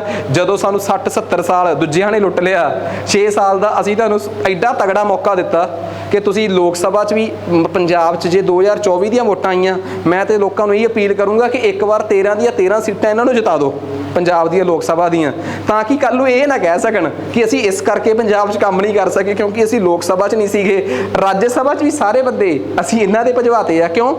ਪੰਜਾਬ ਦੇ MLA ਨੇ ਵੋਟਾਂ ਪਾਉਣੀਆਂ ਸੀਗੀਆਂ, ਤੇ ਰਾਜ ਸਭਾ ਦੇ ਇਲੈਕਸ਼ਨਾਂ ਦਾ ਇੱਕ ਹਿਸਾਬ ਹੁੰਦਾ ਹੈ। 7 ਦੀਆਂ 7 ਸੀਟਾਂ ਦੇ ਇਲੈਕਸ਼ਨ ਇਕੱਠੇ ਨਹੀਂ ਆਉਂਦੇ। ਪੰਜਾਬ 'ਚ 4 ਕੇ 5 ਸੀਟਾਂ ਦੇ ਇਲੈਕਸ਼ਨ ਇਕੱਠੇ ਆਏ ਸੀਗੇ। ਉਹਨਾਂ 5 ਸੀਟਾਂ 'ਚ ਇਹਨਾਂ ਦੇ MLA ਇੰਨੇ ਜ਼ਿਆਦੇ ਆ ਕਿ 5 ਦੇ 5 MLA ਇਹਨਾਂ ਦੀ ਜਿੱਤ ਕੇ ਚਲੇ ਗਏ ਉੱਥੇ। ਸੋ ਮੇਰੇ ਕਹਿਣ ਦਾ ਮਤਲਬ ਇਹ ਆ ਕਿ MLAs ਨੇ ਵੋਟਾਂ ਪਾਉਣੀਆਂ ਸੀ, ਉਹਨਾਂ ਨੇ ਇਹਨਾਂ ਨੂੰ ਵੋਟਾਂ ਪਾਤੀਆਂ। ਇਸ ਕਰਕੇ ਰਾਜ ਸਭਾ 'ਚ ਉਸੇ ਪਾਰਟੀ ਦੀ ਗੱਲਬਾਤ ਜ਼ਿਆਦਾ ਹੁੰਦੀ ਆ ਜਿਨ੍ਹਾਂ ਦੀਆਂ ਸਟੇਟਾਂ 'ਚ ਸਰਕਾਰਾਂ ਹੋਣ, ਕਿਉਂਕਿ ਜਿਹਦੀਆਂ ਸਟੇਟ 'ਚ ਸਰਕਾਰ ਕਿਹਦੀ ਹੋਊਗੀ? ਜਿਨ੍ਹਾਂ ਦੇ ਉਸ ਸਟੇਟ 'ਚ MLA ਜ਼ਿਆਦੇ ਆ। ਉਹ ਸਟੇਟ ਦੀ ਸਰਕਾਰ ਤਾਂ MLA ਤੇ ਬੇਸ ਤੇ ਬਣਦੀ ਆ ਨਾ। ਮੈਂ ਦੱਸਿਆ ਵੀ ਸੀ ਇੱਧਰ ਕਿ ਜੇ ਸਟੇਟਾਂ ਦੇ ਵਿੱਚ ਸਰਕਾਰ ਬਣਾਉਣੀ ਆ ਤਾਂ ਤੁਸੀਂ MLA ਦੇ ਇਲੈਕਸ਼ਨ ਜਿਹੜੇ ਕਿ ਪੰਜਾਬ 'ਚ ਹੋਏ ਸੀ 117 ਹਲਕਿਆਂ ਤੇ, ਤੁਸੀਂ ਉੱਥੋਂ ਜਿੱਤੋ। ਜਿਨ੍ਹਾਂ ਦੀ ਸਟੇਟ 'ਚ ਸਰਕਾਰ, ਉਹਨਾਂ ਦੇ ਉਸ ਸਟੇਟ 'ਚ MLA ਜ਼ਿਆਦੇ, ਉੱਥੋਂ ਦੇ MLA ਵੋਟਾਂ ਪਾ ਕੇ ਜ਼ਿਆਦੇ ਬੰਦੇ ਰਾਜ ਸਭਾ ਭੇਜਣਗੇ। ਇਸੇ ਕਰਕੇ ਨਾ ਰਾਜ ਸਭਾ ਨੂੰ ਕਾਉਂਸਲ ਆਫ ਸਟੇਟਸ ਕਹਿੰਦੇ ਆ। ਸਟੇਟਸ ਦਾ ਮਤਲਬ ਇੱਥੇ ਉਹਨਾਂ ਦੀ ਚੱਲਦੀ ਆ ਜਿਨ੍ਹਾਂ ਦੀਆਂ ਸਟੇਟਾਂ 'ਚ ਗੱਲਬਾਤ ਆ ਗੱਲ ਪੱਲੇ ਪੈ ਗਈ। ਪੰਜਾਬ ਦੇ ਵਿੱਚੋਂ 7 ਦੇ 7 ਰਾਜ ਸਭਾ ਦੇ MP ਸ਼ਾਇਦ ਜਿਹੜੇ 5 ਆ, 7 ਚੋਂ 5 ਤੇ ਆਮ ਆਦਮੀ ਪਾਰਟੀ ਦੇ ਆ, ਠੀਕ ਆ। ਦਿੱਲੀ 'ਚੋਂ 3 MP ਚੁਣੇ ਜਾਂਦੇ ਆ ਰਾਜ ਸਭਾ ਦੇ, ਤਿੰਨੇ ਹੀ ਆਮ ਆਦਮੀ ਪਾਰਟੀ ਦੇ ਆ। 5 ਤੇ 3 8 MP ਦਾ ਰਾਜ ਸਭਾ 'ਚ ਸਿੱਧੇ ਆਮ ਆਦਮੀ ਪਾਰਟੀ ਦੇ ਹੋ ਗਏ। ਮੀਨਸ ਰਾਜ ਸਭਾ ਦੇ ਵਿੱਚ ਤੁਹਾਡੀ ਗੱਲਬਾਤ ਤਾਂ ਹੋਊਗੀ ਜੇ ਤੁਹਾਡੇ ਕੋਲ ਉਸ ਕਿਸੇ ਪਾਰਟਿਕੂਲਰ ਸਟੇਟ ਦੇ ਵਿੱਚ MLAs ਹੋਣਗੇ। ਰਾਜ ਸਭਾ ਦੇ ਵਿੱਚ ਹੁਣ ਮੈਨੂੰ ਇੱਕ ਗੱਲ ਦੱਸੋ, ਆ ਜਿਹੜੇ 2022 ਦੀਆਂ ਚੋਣਾਂ ਹੋਈਆਂ ਸੀ, ਭਗਵੰਤ ਮਾਨ ਜਿੱਥੇ ਮੁੱਖ ਮੰਤਰੀ ਚੁਣਿਆ ਸੀਗਾ, ਇੱਥੋਂ ਦੇ MLA ਕਿਹਨਾਂ ਨੇ ਚੁਣੇ ਸੀਗੇ? ਆਪਾਂ ਹੀ ਚੁਣੇ ਸੀ। ਉਹ ਗੱਲ ਅੱਡਾ ਕਿ ਅਸੀਂ ਕਈ ਇਹੋ ਜਿਹੇ MLA ਚੁਣ ਲਏ ਜਿਨ੍ਹਾਂ ਦਾ ਸਾਨੂੰ ਨਾਮ ਹੀ ਨਹੀਂ ਸੀ ਪਤਾ, ਠੀਕ ਆ ਨਾ। ਅਸੀਂ ਤਾਂ ਬਾਅਦ 'ਚ ਦੇਖਿਆ ਕਿ ਅੱਛਾ ਜਿਹੜਾ MLA ਅਸੀਂ ਐਰਕੀ ਵੋਟਾਂ ਪਾ ਕੇ ਜਿਤਾਇਆ, ਅੱਛਾ ਵਾਹ, ਮਤਲਬ ਸਾਨੂੰ ਪਤਾ ਹੀ ਉਦੋਂ ਲੱਗਿਆ ਕਿ ਅੱਛਾ ਕਿ ਇਸ MLA ਨੂੰ ਅਸੀਂ ਜਿਤਾਇਆ ਹੈ, ਬਿਕੋਜ਼ ਅਸੀਂ ਵੋਟਾਂ MLA ਦੇ ਨਾਂ ਤੇ ਪਾਈਆਂ ਹੀ ਨਹੀਂ। ਅਸੀਂ ਵੋਟਾਂ ਹੀ ਕਿਸੇ ਇੱਕ ਸ਼ਖਸ ਨੂੰ ਕਰੈਕਟਰਿਸਟਿਕ ਮੰਨ ਲਿਆ ਕਿ ਬਈ ਆਹ ਬੰਦਾ ਜੇ ਪੰਜਾਬ ਦਾ ਮੁੱਖ ਮੰਤਰੀ ਬਣ ਗਿਆ ਤੇ ਮਸਲੇ ਹੱਲ ਹੋਣਗੇ, ਅਦਰਵਾਈਜ਼ ਸਾਨੂੰ ਦੂਜਿਆਂ ਨੇ ਤਾਂ ਨੌਕਰੀਆਂ ਦੇਣੀਆਂ ਹੀ ਨਹੀਂ। ਤੁਹਾਡਾ ਪਤਾ ਨਹੀਂ ਕਿ ਚੰਨੀ ਸਾਹਿਬ ਦੇ ਯਕੀਨ ਕਿਉਂ ਨਹੀਂ ਸੀਗਾ, ਠੀਕ ਆ ਕਿ ਜਿਹੜਾ ਤੁਸੀਂ ਚੰਨੀ ਸਾਹਿਬ ਦੀ ਜਗ੍ਹਾ ਤੇ ਮੌਕਾ ਭਗਵੰਤ ਮਾਨ ਨੂੰ ਦੇਤਾ। ਚੰਨੀ ਸਾਹਿਬ ਕਹਿ ਤਾਂ ਰਹੇ ਸੀਗੇ ਕਿ ਚਲੋ ਐਰਕੀ ਥੋੜੇ ਮਹੀਨੇ ਸੀ ਮੇਰੇ ਕੋਲ, ਮੈਨੂੰ ਇੱਕ ਵਾਰ ਅਗਲੀ ਵਾਰ ਮੁੱਖ ਮੰਤਰੀ ਬਣਾਓ, ਲੱਖ ਨੌਕਰੀ ਕੱਢੂੰਗਾ। ਤੁਸੀਂ ਚੰਨੀ ਸਾਹਿਬ 2 ਸੀਟਾਂ ਤੋਂ ਹਰਾਤੇ। ਖੈਰ ਦੇਖੋ, ਬੇਯਕੀਨੀ ਕੀਤੀ ਆ ਤਾਂ ਸਜ਼ਾ ਮਿਲੂਗੀ ਵੀ, ਨੋ ਡਾਊਟ। ਸਾਨੂੰ ਐਵੇਂ ਦਾ ਆਸ਼ਵਾਸਨ ਦੇਣ ਇਸ ਵਾਰ ਕਿ ਬਈ ਅਸੀਂ ਅਗਲੀ ਵਾਰ ਆਏ ਤਾਂ ਐਂ ਕਰ ਦਾਂਗੇ, ਅਸੀਂ ਤੁਹਾਨੂੰ ਲਿਆਵਾਂਗੇ, ਸਾਨੂੰ ਕੀ ਹੈ, ਠੀਕ ਆ। ਤਾਂ ਮੇਰੇ ਕਹਿਣ ਦਾ ਮਤਲਬ ਸਿਰਫ ਇੰਨਾ ਕਾ ਕਿ ਅਸੀਂ ਜਿਹੜੇ MLAs ਨੂੰ ਵੋਟਾਂ ਪਾਈਆਂ ਨਾ, ਉਹਨਾਂ ਨੇ ਅੱਗੇ ਰਾਜ ਸਭਾ ਦੇ ਮੈਂਬਰਾਂ ਨੂੰ ਵੋਟਾਂ ਪਾਈਆਂ, ਤਾਂ ਰਾਜ ਸਭਾ ਦੇ ਮੈਂਬਰ ਡਾਇਰੈਕਟਲੀ ਇਲੈਕਟ ਹੋਏ ਕਿ ਇਨਡਾਇਰੈਕਟਲੀ, ਯਾਨੀ ਕਿ ਅਪ੍ਰਤੱਖ ਰੂਪ 'ਚ ਚੁਣੇ ਗਏ ਉਹ ਮੈਂਬਰ। ਦੂਜੀ ਗੱਲ, ਪੂਰੇ ਭਾਰਤ ਦੇ ਵਿੱਚੋਂ ਰਾਜ ਸਭਾ ਦੇ ਮੈਂਬਰ 233 ਚੁਣੇ ਜਾਂਦੇ ਆ। ਕਿੰਨੇ ਚੁਣੇ ਜਾਂਦੇ ਆ? 233। ਪਰ ਰਾਜ ਸਭਾ 'ਚ 12 ਬੰਦੇ ਨੋਮੀਨੇਟ ਹੁੰਦੇ ਆ। ਕੋਈ ਦੱਸ ਸਕਦਾ ਲੋਕ ਸਭਾ 'ਚ ਕਿੰਨੇ ਬੰਦੇ ਰਾਸ਼ਟਰਪਤੀ ਦੁਆਰਾ ਨੋਮੀਨੇਟ ਹੁੰਦੇ ਆ? ਹੁਣ ਨਹੀਂ ਹੁੰਦੇ, ਪਹਿਲਾਂ 2 ਹੁੰਦੇ ਸੀ, ਹੁਣ ਉਹ ਖਤਮ ਕਰਤੇ 134 ਸੰਵਿਧਾਨਕ ਸੋਧ ਤੋਂ ਬਾਅਦ। ਉਹ 2 ਬੰਦੇ ਇੱਕ ਬਰਾਦਰੀ ਨਾਲ ਸੰਬੰਧਿਤ ਸੀ, ਕਿਹੜੀ ਨਾਲ? Anglo Indian. ਰਾਜ ਸਭਾ 'ਚ 12 ਨੋਮੀਨੇਟ ਹੁੰਦੇ ਆ, ਉਹਨਾਂ ਦਾ ਕਿਸੇ ਬਰਾਦਰੀ ਨਾਲ ਕੋਈ ਸੰਬੰਧ ਨਹੀਂ। ਉਹ ਆਰਟ, ਸਾਇੰਸ, ਲਿਟਰੇਚਰ ਤੇ ਸੋਸ਼ਲ ਸਰਵਿਸ, मेरी गल ध्यान नाल सुनो, आर्ट, साइंस, लिटरेचर ते सोशल सर्विस, 4 फील्ड दे विच्चों 12 बंदियां नूं देश दा राष्ट्रपति राज्य सभा च नोमीनेट करदा है तां जो वो किसी फील्ड का तजर्बा लैके राज्य सभा पहुंचण। 12 बंदे हो गए नोमीनेट, 233 सिलैक्ट होंदे आ सारियां स्टेटां चों। इन्हां 233 चों सब तो वध किहड़ी स्टेट चों इलैक्ट होके जांदे आ? यूपी चों 31। किन्ने? यूपी चों 31 ते पंजाब चों किन्ने? 7। पंजाब चों किन्ने जांदे आ? 7। हरियाणे चों 5। हुण एक गल याद रखियो, बड़ी क्लीयर गल आ, लोक सभा दे किन्ने मैंबर भारत च? 543। लोक सभा किनू रिप्रजेंट करदी आ? लोकां नूं। जिथे जिथे लोक उत्थे उत्थे लोक सभा। मैनूं एक गल दसो, भारत च किन्नियां स्टेटां है? 28 स्टेटां है ते भारत च यूनीयन टैरेटरीज किन्नियां है? 8। हर स्टेट दे विच्चों लोक सभा दे मैंबर चुने जांदे आ। पंजाब चों 13, हरियाणे चों 10, फलां फलां फलां। क्लीयर आ? इत्थों तक कि पंजाब हरियाणा दा छड्डो, चंडीगढ़ चों भी एक लोक सभा दा MP आ। जम्मू कश्मीर यूनीयन टैरेटरी है कि स्टेट आ? Union territory. उत्थों भी 5 आ। लेह लद्दाख चो एक आ कि 2 आ? जे जम्मू कश्मीर चो 4 आ तो उत्थों 2 आ, जे जम्मू चो 5 आ तो उत्थों 1 आ। मैं भुल गया। दमन दीव दादरा नगर हवेली चो 2 ने, एक दमन दीव चो, एक दादरा नगर हवेली चो। पुडुचेरी चो 1 आ, लक्षद्वीप चो 1 आ। सारियां चो 1-1 2-2 हैगे आ। लोक सभा के मैंबर यूनीयन टैरेटरीज चों भी चुने जाते हैं, केंद्र शासित प्रदेशों चों भी चुने जाते हैं तो स्टेटां चों भी। तुसीं ये कहोगे यार यूनीयन टैरेटरीज चों क्यों चुने जाते हैं? उत्थे किहड़ा लोक नहीं वसदे ते लोक सभा लोकां दा ते नुमाइंदगी करदी है। मेरी गल समझ गए ना? जिवें किरण खेर जिहड़ी आ वो चंडीगढ़ तो लोक सभा दी मैंबर आ। हुण मैं गल करदा राज्य सभा दी। वो राज्य सभा के नाम च ही राज्य आ गया। वो राज्य सभा के नाम च की आ गया? राज्य। ये यूनीयन टैरेटरीज चों नहीं चुने जाते। मैनूं एक गल दसोगे चुने क्यों नहीं जाते? उहदे मगर भी एक लॉजिक आ। चंडीगढ़ दे विच विधान सभा हैगी आ? नहीं, चंडीगढ़ च तां विधान सभा ही नहीं हैगी। चंडीगढ़ दा मुख मंत्री हुंदा है। इहदा मतलब चंडीगढ़ च विधान सभा दे इलैक्शन ही नहीं हुंदे। जे चंडीगढ़ च विधान सभा दे इलैक्शन नहीं हुंदे, इहदा मतलब ये तां हो गया साफ कि चंडीगढ़ दे विच जे चंडीगढ़ च विधान सभा दे इलैक्शन ही नहीं हुंदे, इहदा मतलब चंडीगढ़ चों राज्य सभा दे मैंबर चुने ही नहीं जाणगे। क्योंकि चंडीगढ़ चों राज्य सभा दे मैंबर तां चुने जांदे जे चंडीगढ़ च MLA हुंदे, तां ही तां वोटां पाउंदे। इट मीनस इस देश दीआं यूनीयन टैरेटरीज चों राज्य सभा दे मैंबर नहीं चुने जांदे। पर इस देश दीआं 2 कि 3 यूनीयन टैरेटरीज एक्सैप्शन ने। किन्नियां? 3 यूनीयन टैरेटरीज, एक दिल्ली, एक जम्मू कश्मीर, एक पुडुचेरी। कोई तुहाडे चों दस सकदा कि दिल्ली एक यूनीयन टैरेटरी आ? सही गल है, बिल्कुल सही है। यूनीयन टैरेटरीज के मुख मंत्री नहीं होंगे, उत्थे विधान सभा नहीं होंगी। जिवें चंडीगढ़ नहीं हैगी, लक्षद्वीप नहीं हैगी, अंडेमान निकोबार नहीं हैगी। दिल्ली च विधान सभा हैगी है? दिल्ली का कोई मुख मंत्री हैगा? हुण तां पंजाब वाले नहीं बोल सकते कि दिल्ली का कोई मुख मंत्री है। ठीक है, दिल्ली तो वध पंजाब का मुख मंत्री है। हुण दिल्ली चों एक मुख मंत्री आ, दिल्ली च विधान सभा भी है। जे दिल्ली च विधान सभा बन गई तो फिर एक ये भी गल कन्फर्म हो गई कि दिल्ली की विधान सभा च MLA भी आउणगे तो उन्होंने MLAs ने रौला भी पाया होगा कि साडा भी राज्य सभा च कोटा फिक्स किया जाए। तो भारत के कॉन्स्टिट्यूशन नूं फिर अमेंड होना पिया। भारत के संविधान ने अमेंडमेंट करके किया, 70वीं अमेंडमेंट करके, 70th कॉन्स्टिट्यूशनल अमेंडमेंट करके कि 2 यूनीयन टैरेटरीज, एक दिल्ली तो एक पुडुचेरी, जिथे कि हुण CM भी आ ते जिथे विधान सभा भी आ, उन्होंने भी स्टेटां दे बराबर दा समझिया जाए। उत्थों भी राज्य सभा दीआं 1-1 2-2 सीटां दित्तियां जाण। ते मैं तुहानूं दसदा, दिल्ली तो राज्य सभा दीआं 3 सीटां है ते पुडुचेरी तो राज्य सभा की कितनी सीट आ? 1। ते आई थिंक 2 कि 3 सीटां जम्मू कश्मीर तो भी ने। ठीक है, सो जे कोई मैनूं कहे कि कित्थों किहड़ी यूनीयन टैरेटरी है जित्थों राज्य सभा के मैंबरां दा हिसाब किताब निकलदा है, एक दिल्ली, एक पुडुचेरी ते एक किहड़ी? जम्मू कश्मीर। जम्मू कश्मीर का हजे संविधानक स्टेटस देना बाकी आ, बाकी दोवां दा फिक्स संविधानक स्टेटस हैगा है। कि जे कोई मैनूं पुछे कि अच्छा जी ये दसो इस देश दे विच सिर्फ स्टेटां चों ही राज्य सभा के मैंबर चुने जाते हैं? नहीं, एक्सैप्शन आ। एक दिल्ली, एक पुडुचेरी ते एक किहड़ा? जम्मू कश्मीर। तो जे मैं ये पूछा कि लोक सभा के मैंबर, तुसीं कहोगे सारियां स्टेटां चों, सारियां यूनीयन टैरेटरीज चों। बस मैनूं इन्ना दस दो कि जिहड़े 233 राज्य सभा के मैंबर आ, ये सिर्फ स्टेटां चों ही आया चुन के? नहीं, स्टेटां चों भी आ प्लस किहदे चों आ? यूनीयन टैरेटरीज चों। ते आ 12 मैंबर किन्ने नामजद किए आ? राष्ट्रपति ने। ये किहड़ी बरादरी दे आ? ये किसी कम्यूनिटी दे नहीं गए, ये हैगे आ एक स्पैशल फील्ड दे एक्सपर्ट। किहड़ी फील्ड दे? साइंस, सोशल वर्क, आर्ट ते लिटरेचर, 4 फील्ड्स दे एक्सपर्ट। ये 245 मैंबर राज्य सभा चुने जाते हैं। 245 दे 245 मैंबर डायरैक्टली चुने जाते हैं? गलत। 245 दे 245 मैंबर इंडायरैक्टली इलैक्टेड होंगे? गलत। 245 ਚੋਂ ਸਿਰਫ 233 ਹੀ ਇੰਡਾਇਰੈਕਟਲੀ ਇਲੈਕਟ ਹੁੰਦੇ ਆ। 12 ਰਾਸ਼ਟਰਪਤੀ ਦੁਆਰਾ ਕੀ ਕੀਤੇ ਜਾਂਦੇ ਆ, ਨੋਮੀਨੇਟ ਕੀਤੇ ਜਾਂਦੇ ਆ, ਯਾਨੀ ਕਿ ਨਾਮਜ਼ਦ ਕੀਤੇ ਜਾਂਦੇ ਆ। ਰਾਜ ਸਭਾ ਦਾ ਪੂਰਾ ਸਟੇਟਸ ਸਮਝ ਆ ਗਿਆ। ਆਖਰ ਰਾਜ ਸਭਾ ਕਿਵੇਂ ਭਰਦੀ ਆ, ਜਿਹੜੀ ਜੇ ਤੁਸੀਂ ਚਾਹੁੰਦੇ ਹੋ ਨਾ ਕਿ ਤੁਹਾਡੀ ਰਾਜ ਸਭਾ ਦੇ ਵਿੱਚ ਮੈਜੋਰਟੀ ਆ ਜੇ ਤਾਂ ਤੁਸੀਂ ਲੋਕ ਸਭਾ ਦੇ ਵਿੱਚ ਦੀਆਂ ਵੋਟਾਂ ਤੋਂ ਨਹੀਂ ਰਾਜ ਸਭਾ ਦੀ ਮੈਜੋਰਟੀ ਲੈ ਸਕਦੇ। ਤੁਹਾਨੂੰ ਵੱਧ ਤੋਂ ਵੱਧ ਸਟੇਟਾਂ 'ਚ ਆਪਣੀ ਇਨਵੋਲਵਮੈਂਟ ਕਰਨੀ ਪਊਗੀ। ਮੈਨੂੰ ਇੱਕ ਗੱਲ ਦੱਸੋਗੇ, ਜੇ ਕੱਲ ਨੂੰ ਕੇਜਰੀਵਾਲ ਦੀ ਸਰਕਾਰ ਉੱਤਰਾਖੰਡ 'ਚ ਬਣ ਗਈ ਤਾਂ ਉੱਤਰਾਖੰਡ ਦੇ ਜਿਹੜੇ MLAs ਹੋਣਗੇ ਉਹ ਕੇਜਰੀਵਾਲ ਦੇ ਹੀ ਹੋਣਗੇ, ਤਾਂ ਹੀ ਉਹਨੇ ਉੱਤਰਾਖੰਡ 'ਚ ਸਰਕਾਰ ਬਣਾਈ। ਤੇ ਉੱਤਰਾਖੰਡ ਤੋਂ ਜਿਹੜਾ ਕੋਟਾ ਰਾਜ ਸਭਾ ਦੇ MPs ਦਾ ਹੋਊਗਾ, ਰਾਜ ਸਭਾ ਦੇ ਮੈਂਬਰਾਂ ਦਾ ਹੋਊਗਾ, ਉਹ ਜ਼ਿਆਦਾਤਰ MP ਕਿਹੜੀ ਪਾਰਟੀ ਦੇ ਹੋਣਗੇ, ਕੇਜਰੀਵਾਲ ਦੇ, ਆਮ ਆਦਮੀ ਪਾਰਟੀ ਦੇ। ਇਟ ਮੀਨਸ ਜਿੰਨੀ ਤੁਹਾਡੀ ਸਟੇਟਾਂ 'ਚ ਵੱਧ ਚੱਲਦੀ ਆ ਉਹਨੇ ਤੁਹਾਡੇ ਰਾਜ ਸਭਾ 'ਚ ਵੱਧ ਮੈਂਬਰ ਹੋਣਗੇ। ਮੈਨੂੰ ਇੱਕ ਗੱਲ ਦੱਸੋ, ਕਈ ਵਾਰੀ ਇਹ ਕਹਿ ਦਿੰਦੇ ਆ ਕਿ ਯਾਰ ਕਾਨੂੰਨ ਬਣਾਉਣ 'ਚ ਤਾਂ ਕੇਂਦਰ ਸਰਕਾਰ ਦੀ ਚੱਲਦੀ ਆ, ਕਿਉਂਕਿ ਕੇਂਦਰ ਸਰਕਾਰ ਨੇ ਪਾਰਲੀਮੈਂਟ 'ਚ ਕਾਨੂੰਨ ਬਣਾਉਣਾ ਹੁੰਦਾ ਤੇ ਪਾਰਲੀਮੈਂਟ ਸੈਂਟਰ ਦੀ ਸਰਕਾਰ ਦੇ ਕੋਲ ਹੀ ਤਾਂ ਹੈਗੀ ਆ। ਇਹ ਝੂਠ ਆ। ਕੇਂਦਰ ਦੀ ਸਰਕਾਰ ਕੋਲ ਸਿਰਫ ਲੋਕ ਸਭਾ ਹੁੰਦੀ ਆ। ਪਤਾ ਕਿਉਂ? ਕਿਉਂਕਿ ਜਿਹੜੀ ਪਾਰਟੀ ਲੋਕ ਸਭਾ ਦੀਆਂ ਸੀਟਾਂ ਜਿੱਤ ਕੇ ਆਉਂਦੀ ਆ ਉਹ ਸੈਂਟਰ 'ਚ ਸਰਕਾਰ ਬਣਾਉਂਦੀ ਆ। ਜਿਹੜੀ ਪਾਰਟੀ ਇਸ ਟਾਈਮ ਸੈਂਟਰ 'ਚ ਸਰਕਾਰ ਬਣਾਈ ਫਿਰਦੀ ਆ ਉਸ ਪਾਰਟੀ ਬਾਰੇ ਇੱਕ ਗੱਲ ਤਾਂ ਪੱਕਾ ਪਤਾ ਮੈਨੂੰ ਕਿ ਉਹਨਾਂ ਦੀਆਂ ਲੋਕ ਸਭਾ 'ਚ 50% ਤੋਂ ਵੱਧ ਸੀਟਾਂ ਹੈ, ਤਾਂ ਹੀ ਤਾਂ ਸਰਕਾਰ ਬਣਾਏ ਉਹਨਾਂ ਨੇ। ਲੋਕ ਸਭਾ 'ਚ ਤਾਂ ਸਾਰੇ ਬਿੱਲ ਪਾਸ ਕਰਾ ਲੈਣਗੇ ਕਿਉਂਕਿ 50% ਮੈਜੋਰਟੀ ਨੇ ਤੇ ਬਿੱਲ ਪਾਸ ਕਰਦੇ ਆ। ਪਰ ਕੀ ਉਹ ਆਪਣੇ ਬਿੱਲ ਰਾਜ ਸਭਾ 'ਚੋਂ ਪਾਸ ਕਰਾ ਸਕਦੇ ਆ? ਨਹੀਂ। ਰਾਜ ਸਭਾ 'ਚੋਂ ਤਾਂ ਪਾਸ ਕਰਾਉਣਗੇ ਜੇ BJP ਦੀਆਂ ਸਾਰੀਆਂ ਸਟੇਟਾਂ 'ਚ ਸਰਕਾਰ ਹੋਊਗੀ ਤੇ ਐਟਲੀਸਟ 50% ਮੈਂਬਰ ਰਾਜ ਸਭਾ 'ਚ BJP ਦੇ ਹੋਣਗੇ।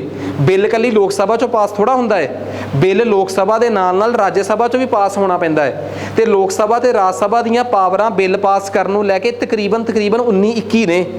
ਜੇ ਕਿਤੇ 19 ਪਾਵਰਾਂ ਲੋਕ ਸਭਾ ਕੋਲ ਆ ਤੇ 21 ਰਾਜ ਸਭਾ ਕੋਲ ਆ, ਜੇ 21 ਲੋਕ ਸਭਾ ਕੋਲ 19 ਉਹਦੇ ਕੋਲ, ਵਾਈਸ ਵਰਸਾ, ਇੱਕ ਦੂਜੇ ਤੋਂ ਉਲਟ ਵੀ ਨੇ।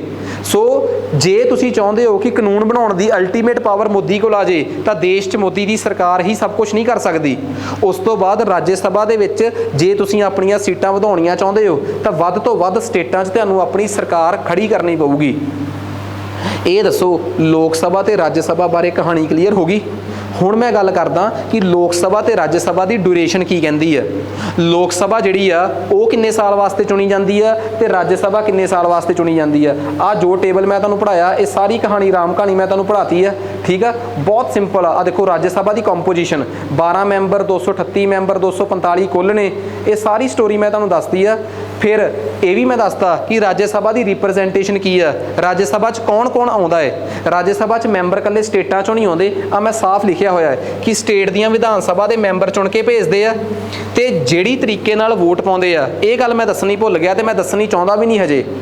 ਰਾਜ ਸਭਾ ਦੇ ਮੈਂਬਰ ਜਿਹੜੇ ਆ ਨਾ, ਜਿਵੇਂ ਤੁਸੀਂ ਜਦੋਂ ਵੋਟ ਪਾਈ, ਜਦੋਂ ਤੁਸੀਂ ਲੋਕਾਂ ਨੇ ਵੋਟ ਪਾਈ ਲੋਕ ਸਭਾ ਦੇ ਮੈਂਬਰ ਚੁਣਨ ਵਾਸਤੇ, ਤੁਸੀਂ ਕਿਹੜਾ ਫਾਰਮੂਲਾ ਯੂਜ਼ ਕੀਤਾ ਸੀਗਾ? ਫਸਟ ਪਾਸਟ ਦੀ ਪੋਸਟ।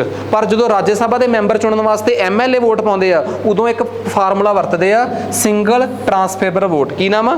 Single transferable vote. ਇਹ ਗੱਲ ਆਪਣੇ ਦਿਮਾਗ 'ਚ ਫਿਕਸ ਕਰ ਲਿਓ ਕਿ ਇੱਕ ਗੱਲ ਕਹੀ ਸੀ ਯਾਦ ਕਰਨ ਵਾਸਤੇ। ਸਮਝਾਉਂਗਾ ਮੈਂ ਇੱਕੋ ਵਾਰ। ਜਦੋਂ ਮੈਂ ਰਾਸ਼ਟਰਪਤੀ ਦੀਆਂ ਵੋਟਾਂ ਸਮਝਾਉਂਗਾ ਨਾ ਤਾਂ ਮੈਂ ਇਹ ਕਹੂੰਗਾ ਕਿ ਰਾਸ਼ਟਰਪਤੀ ਨੂੰ ਵੋਟਾਂ ਸਿੰਗਲ ਟਰਾਂਸਫੇਰੇਬਲ ਵੋਟ ਨਾਲ ਪੈਂਦੀਆਂ ਹੈ ਤੇ ਆਹ ਤਰੀਕਾ ਹੈ ਉਹਦਾ।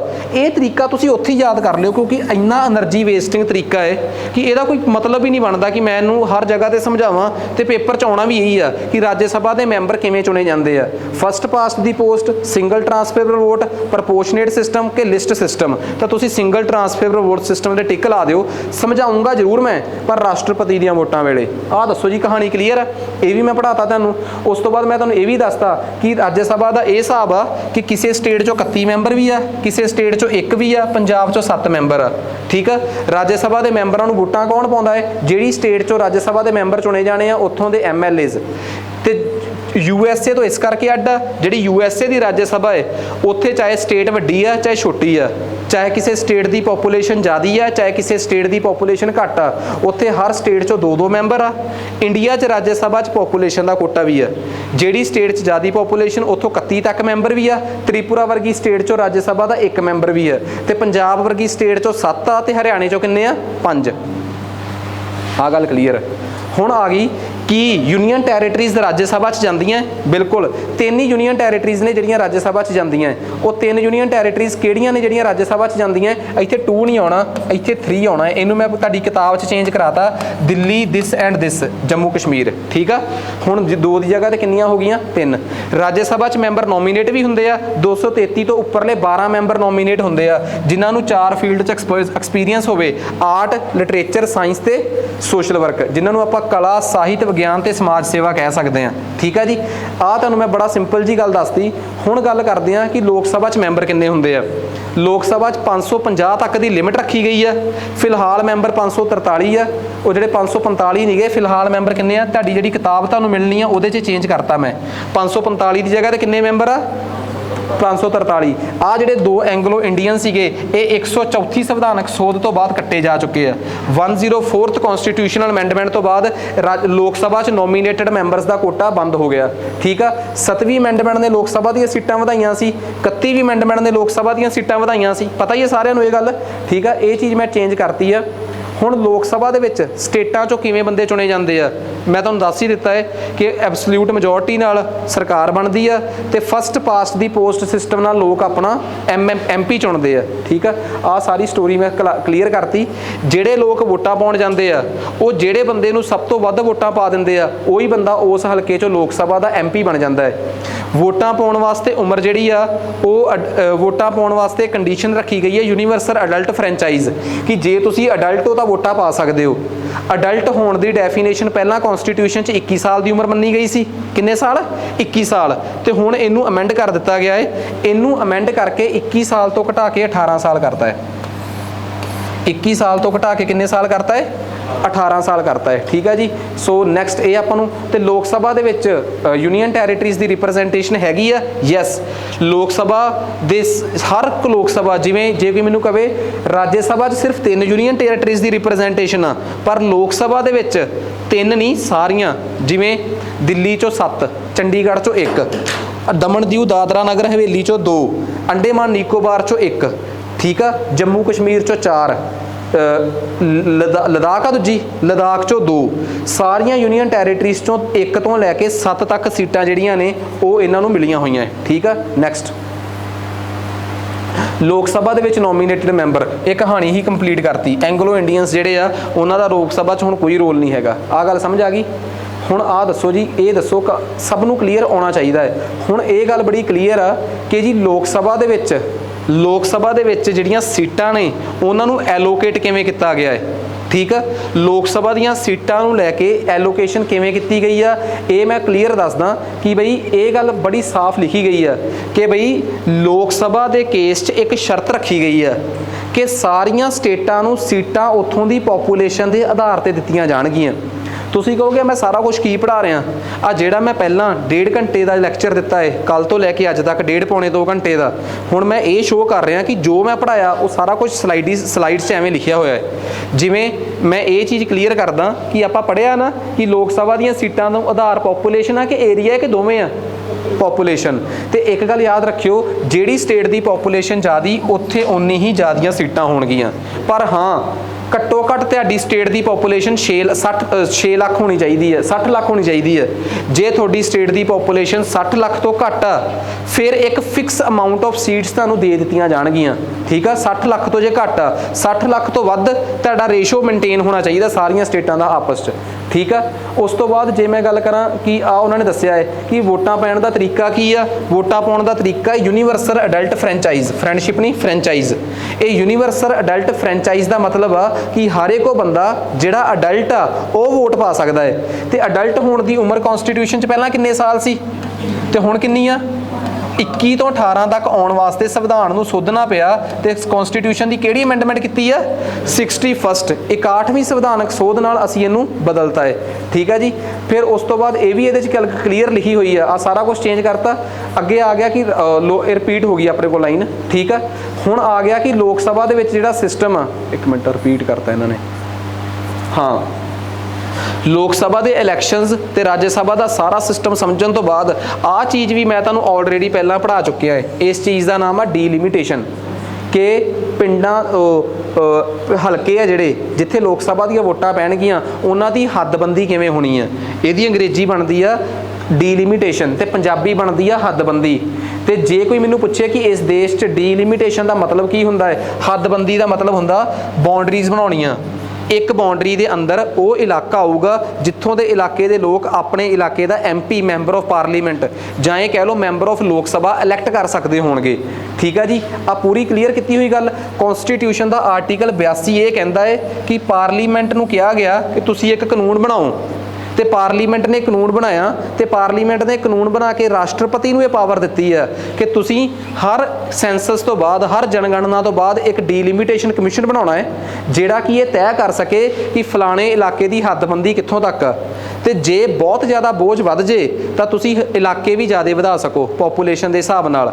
ਤਾਂ ਆਰਟੀਕਲ 82 'ਚ ਪਾਵਰ ਮਿਲੀ ਹੋਈ ਆ ਪਾਰਲੀਮੈਂਟ ਨੂੰ। ਪਾਰਲੀਮੈਂਟ ਨੇ ਐਕਟ ਬਣਾ ਕੇ ਇਹ ਪਾਵਰ ਦੇਤੀ ਪ੍ਰਧਾਨ ਮੰਤਰੀ ਰਾਸ਼ਟਰਪਤੀ ਨੂੰ, ਤੇ ਰਾਸ਼ਟਰਪਤੀ ਫਿਰ ਇੱਕ ਡੀਲਿਮਿਟੇਸ਼ਨ ਕਮਿਸ਼ਨ ਬਣਾਉਂਦਾ ਹੈ। ਤੇ ਡੀਲਿਮਿਟੇਸ਼ਨ ਕਮਿਸ਼ਨ 'ਚ 3 ਜਾਣੇ ਹੁੰਦੇ ਆ, ਇੱਕ ਸੁਪਰੀਮ ਕੋਰਟ ਦਾ ਜੱਜ, ਇੱਕ ਦੇਸ਼ ਦਾ ਮੁੱਖ ਇਲੈਕਸ਼ਨ ਕਮਿਸ਼ਨ ਤੇ ਇੱਕ ਹੁੰਦਾ ਹੈ ਸਟੇਟ ਇਲੈਕਸ਼ਨ ਕਮਿਸ਼ਨ। ਤਿੰਨੇ ਜਾਣੇ ਮਿਲ ਕੇ ਫਿਰ ਹੱਦਬੰਦੀ ਦਾ ਫੈਸਲਾ ਕਰਦੇ ਆ। ਆ ਗੱਲ ਸਮਝ ਆ ਗਈ ਸਾਰਿਆਂ ਨੂੰ। ਨੈਕਸਟ ਆਰਟੀਕਲ 82 'ਚ ਸਾਫ਼ ਲਿਖਿਆ ਹੋਇਆ ਕਿ ਡੀਲਿਮਿਟੇਸ਼ਨ ਕਿਵੇਂ ਹੋਊਗੀ, ਇਹ ਮੈਂ ਤੁਹਾਨੂੰ ਸਾਰੀ ਦੱਸਤੀ ਆ ਗੱਲ।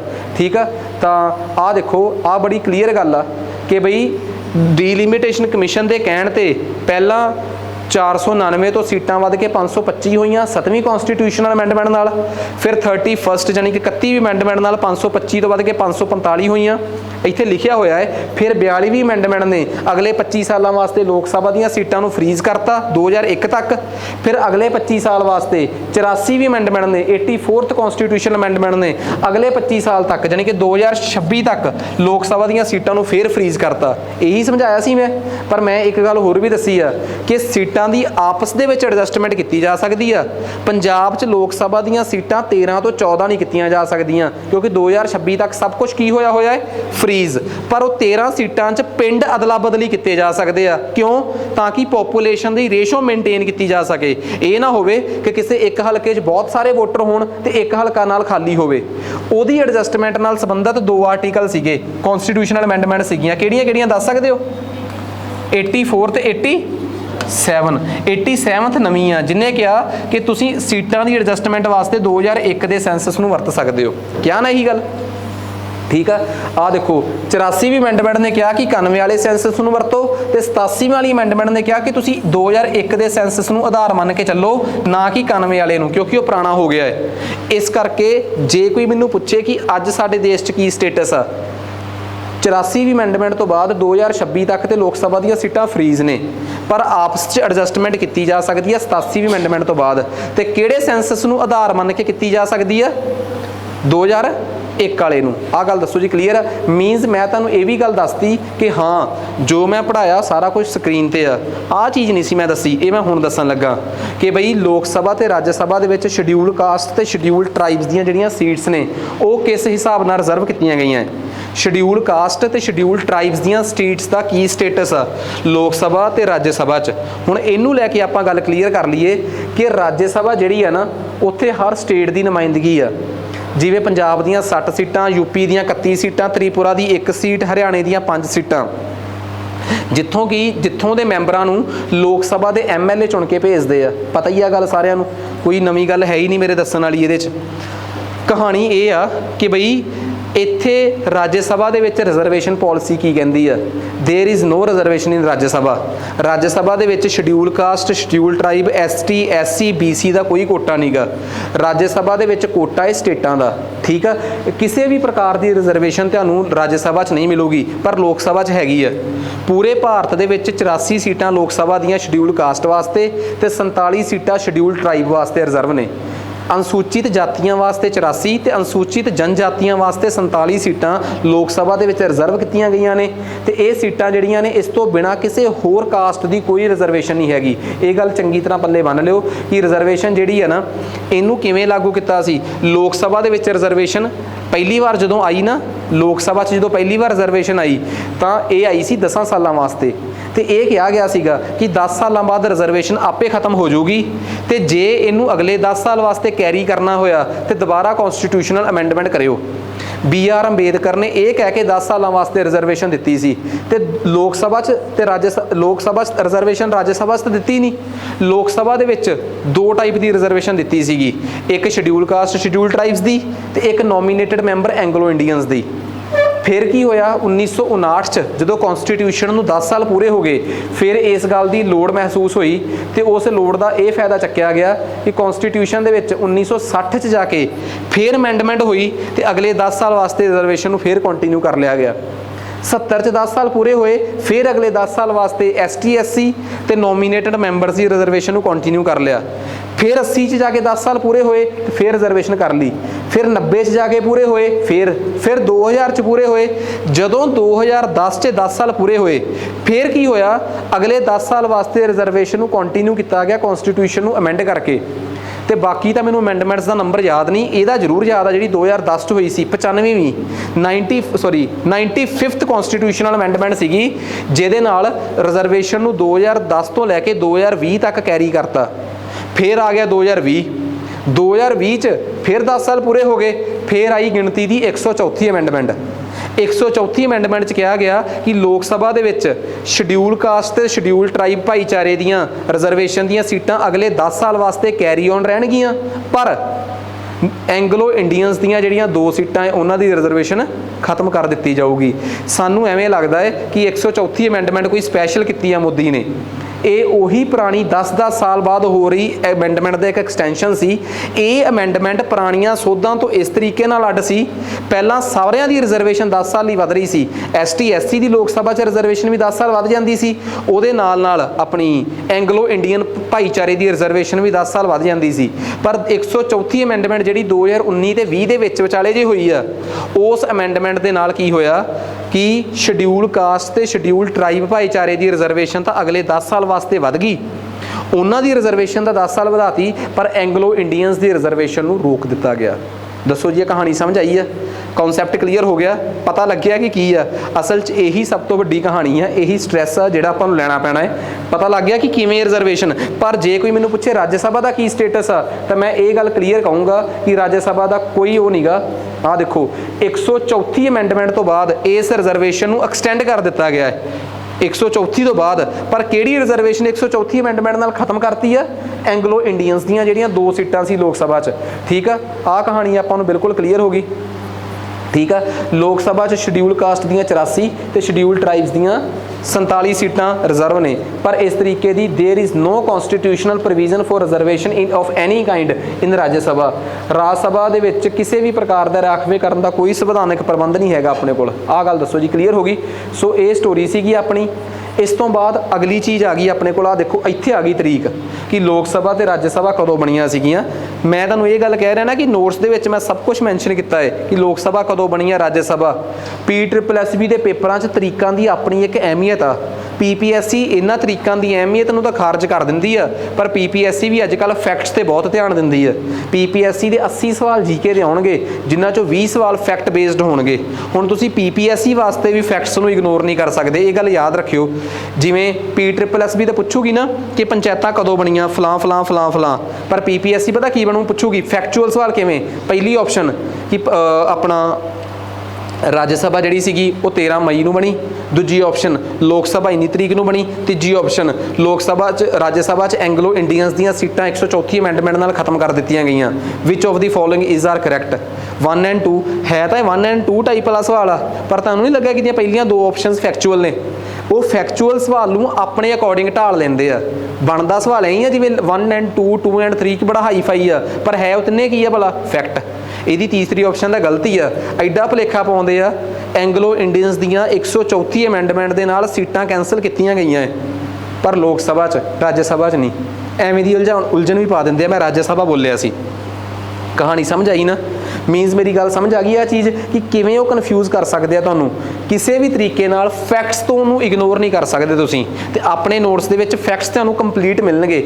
बहुत rarest of the rarest case आ जिहदे च तुहानूं फैक्ट्स नहीं मिलणगे, पर फिर भी मैं एक सलाह दिंदा तुहानूं। जो तुसीं पढ़दे हो ना, एक किताब जिहड़ी जिन्हों आपां ना छोटियां किताबां 180 रुपए दी आउंदी आ, तरुण गोयल जां अरिहंत जां ल्यूसेंट, वो किताबां वैसे किसी काम नहीं आउंदियां, ਜਦੋਂ ਤੁਹਾਡਾ ਪੂਰਾ ਸਿਲੇਬਸ ਹੋ ਜੇ, ਤੁਸੀਂ ਆਪਣੀਆਂ ਪੂਰੀਆਂ ਬੁੱਕਸ MCQ ਸਾਰਾ ਕੁਝ ਪੜ੍ਹ ਲਓ, ਜਦੋਂ ਪੇਪਰ ਦੇਣ ਤੋਂ ਪਹਿਲਾਂ ਆਪਾਂ ਕੁਇਕ ਰੀਜ਼ਨ ਕਰਨੀ ਹੁੰਦੀ ਹੈ ਨਾ, ਤਾਂ ਉਹਨਾਂ ਕਿਤਾਬਾਂ 'ਚ ਕੁਇਕ ਰੀਜ਼ਨ ਜ਼ਰੂਰ ਕਰਿਆ ਕਰੋ। ਉਹ ਕਿਤਾਬ ਕੋਈ ਸਟੈਂਡਰਡ ਕਿਤਾਬ ਨਹੀਂ ਗੀ, ਪੇਪਰ ਕਲੀਅਰ ਕਰਨ ਵਾਸਤੇ ਨਹੀਂ ਗੀ, ਪਰ ਉਹਨਾਂ ਕਿਤਾਬਾਂ ਦਾ ਪੇਪਰ ਕਲੀਅਰ ਕਰਾਉਣ 'ਚ ਇੱਕ ਯੋਗਦਾਨ ਹੁੰਦਾ ਹੈ। ਹੁੰਦੀ ਤਾਂ ਉਹ ਕੁਇਕ ਰੀਜ਼ਨ ਦੀ ਕਿਤਾਬ ਆ, ਅਸੀਂ ਲਿਊਸੈਂਟ ਦੀ ਕਿਤਾਬ ਇਸ ਕਰਕੇ ਖਰੀਦ ਲੈਂਦੇ ਕਿ ਅਸੀਂ ਉਹ 'ਚ ਪੇਪਰ ਕਲੀਅਰ ਕਰਨਾ ਹੈ। ਤੁਸੀਂ ਉਸ ਕਿਤਾਬ ਨੂੰ ਰਿਵੀਜ਼ਨ ਵਾਸਤੇ ਵਰਤ ਕੇ ਦੇਖਿਓ ਤੇ ਤੁਹਾਨੂੰ ਇਹ ਪਤਾ ਲੱਗੂਗਾ ਕਿ ਯਾਰ ਬੈਸਟ ਕਿਤਾਬ ਆ। ਉਹ ਜਿਹੜੀ ਕਿਤਾਬ ਰਿਵੀਜ਼ਨ ਵਾਸਤੇ ਬੈਸਟ ਆ, ਉਸ ਕਿਤਾਬ 'ਚੋਂ ਤੁਸੀਂ ਇਸ ਕਰਕੇ ਖਰੀਦ ਲੈਂਦੇ ਹੋ ਕਿ ਉਹ ਫਲਾਣਾ ਬੰਦਾ ਪੇਪਰ ਕਲੀਅਰ ਕਰ ਗਿਆ, ਯੂਨੀਵਰਸਿਟੀ ਦੀ ਲਾਇਬ੍ਰੇਰੀ 'ਚ ਬੈਠਾ ਹੁੰਦਾ ਸੀਗਾ, ਉਹਦੇ ਕੋਲ ਲਿਊਸੈਂਟ ਪਈ ਸੀਗੀ, ਉਹ ਇਹ ਲਿਊਸੈਂਟ ਪਈ ਵੀ ਸੀ, ਉਹ ਲਿਊਸੈਂਟ ਪੜ੍ਹਦਾ ਵੀ ਸੀ, ਸਭ ਕੁਝ ਸੱਚ ਆ, ਪਰ ਉਹਨੇ ਲਿਊਸੈਂਟ ਪੜ੍ਹਨ ਤੋਂ ਪਹਿਲਾਂ ਆਪਣੇ ਕਨਸੈਪਟ ਲਿਊਸੈਂਟ ਪੜ੍ਹ ਕੇ ਡਿਵੈਲਪ ਨਹੀਂ ਕਰੇ। ਇਹ ਚੀਜ਼ ਤਾਂ ਤੁਹਾਨੂੰ ਕੋਈ ਦੱਸ ਕੇ ਨਹੀਂ ਜਾਂਦਾ, ਠੀਕ ਆ। ਜੇ ਤੁਹਾਨੂੰ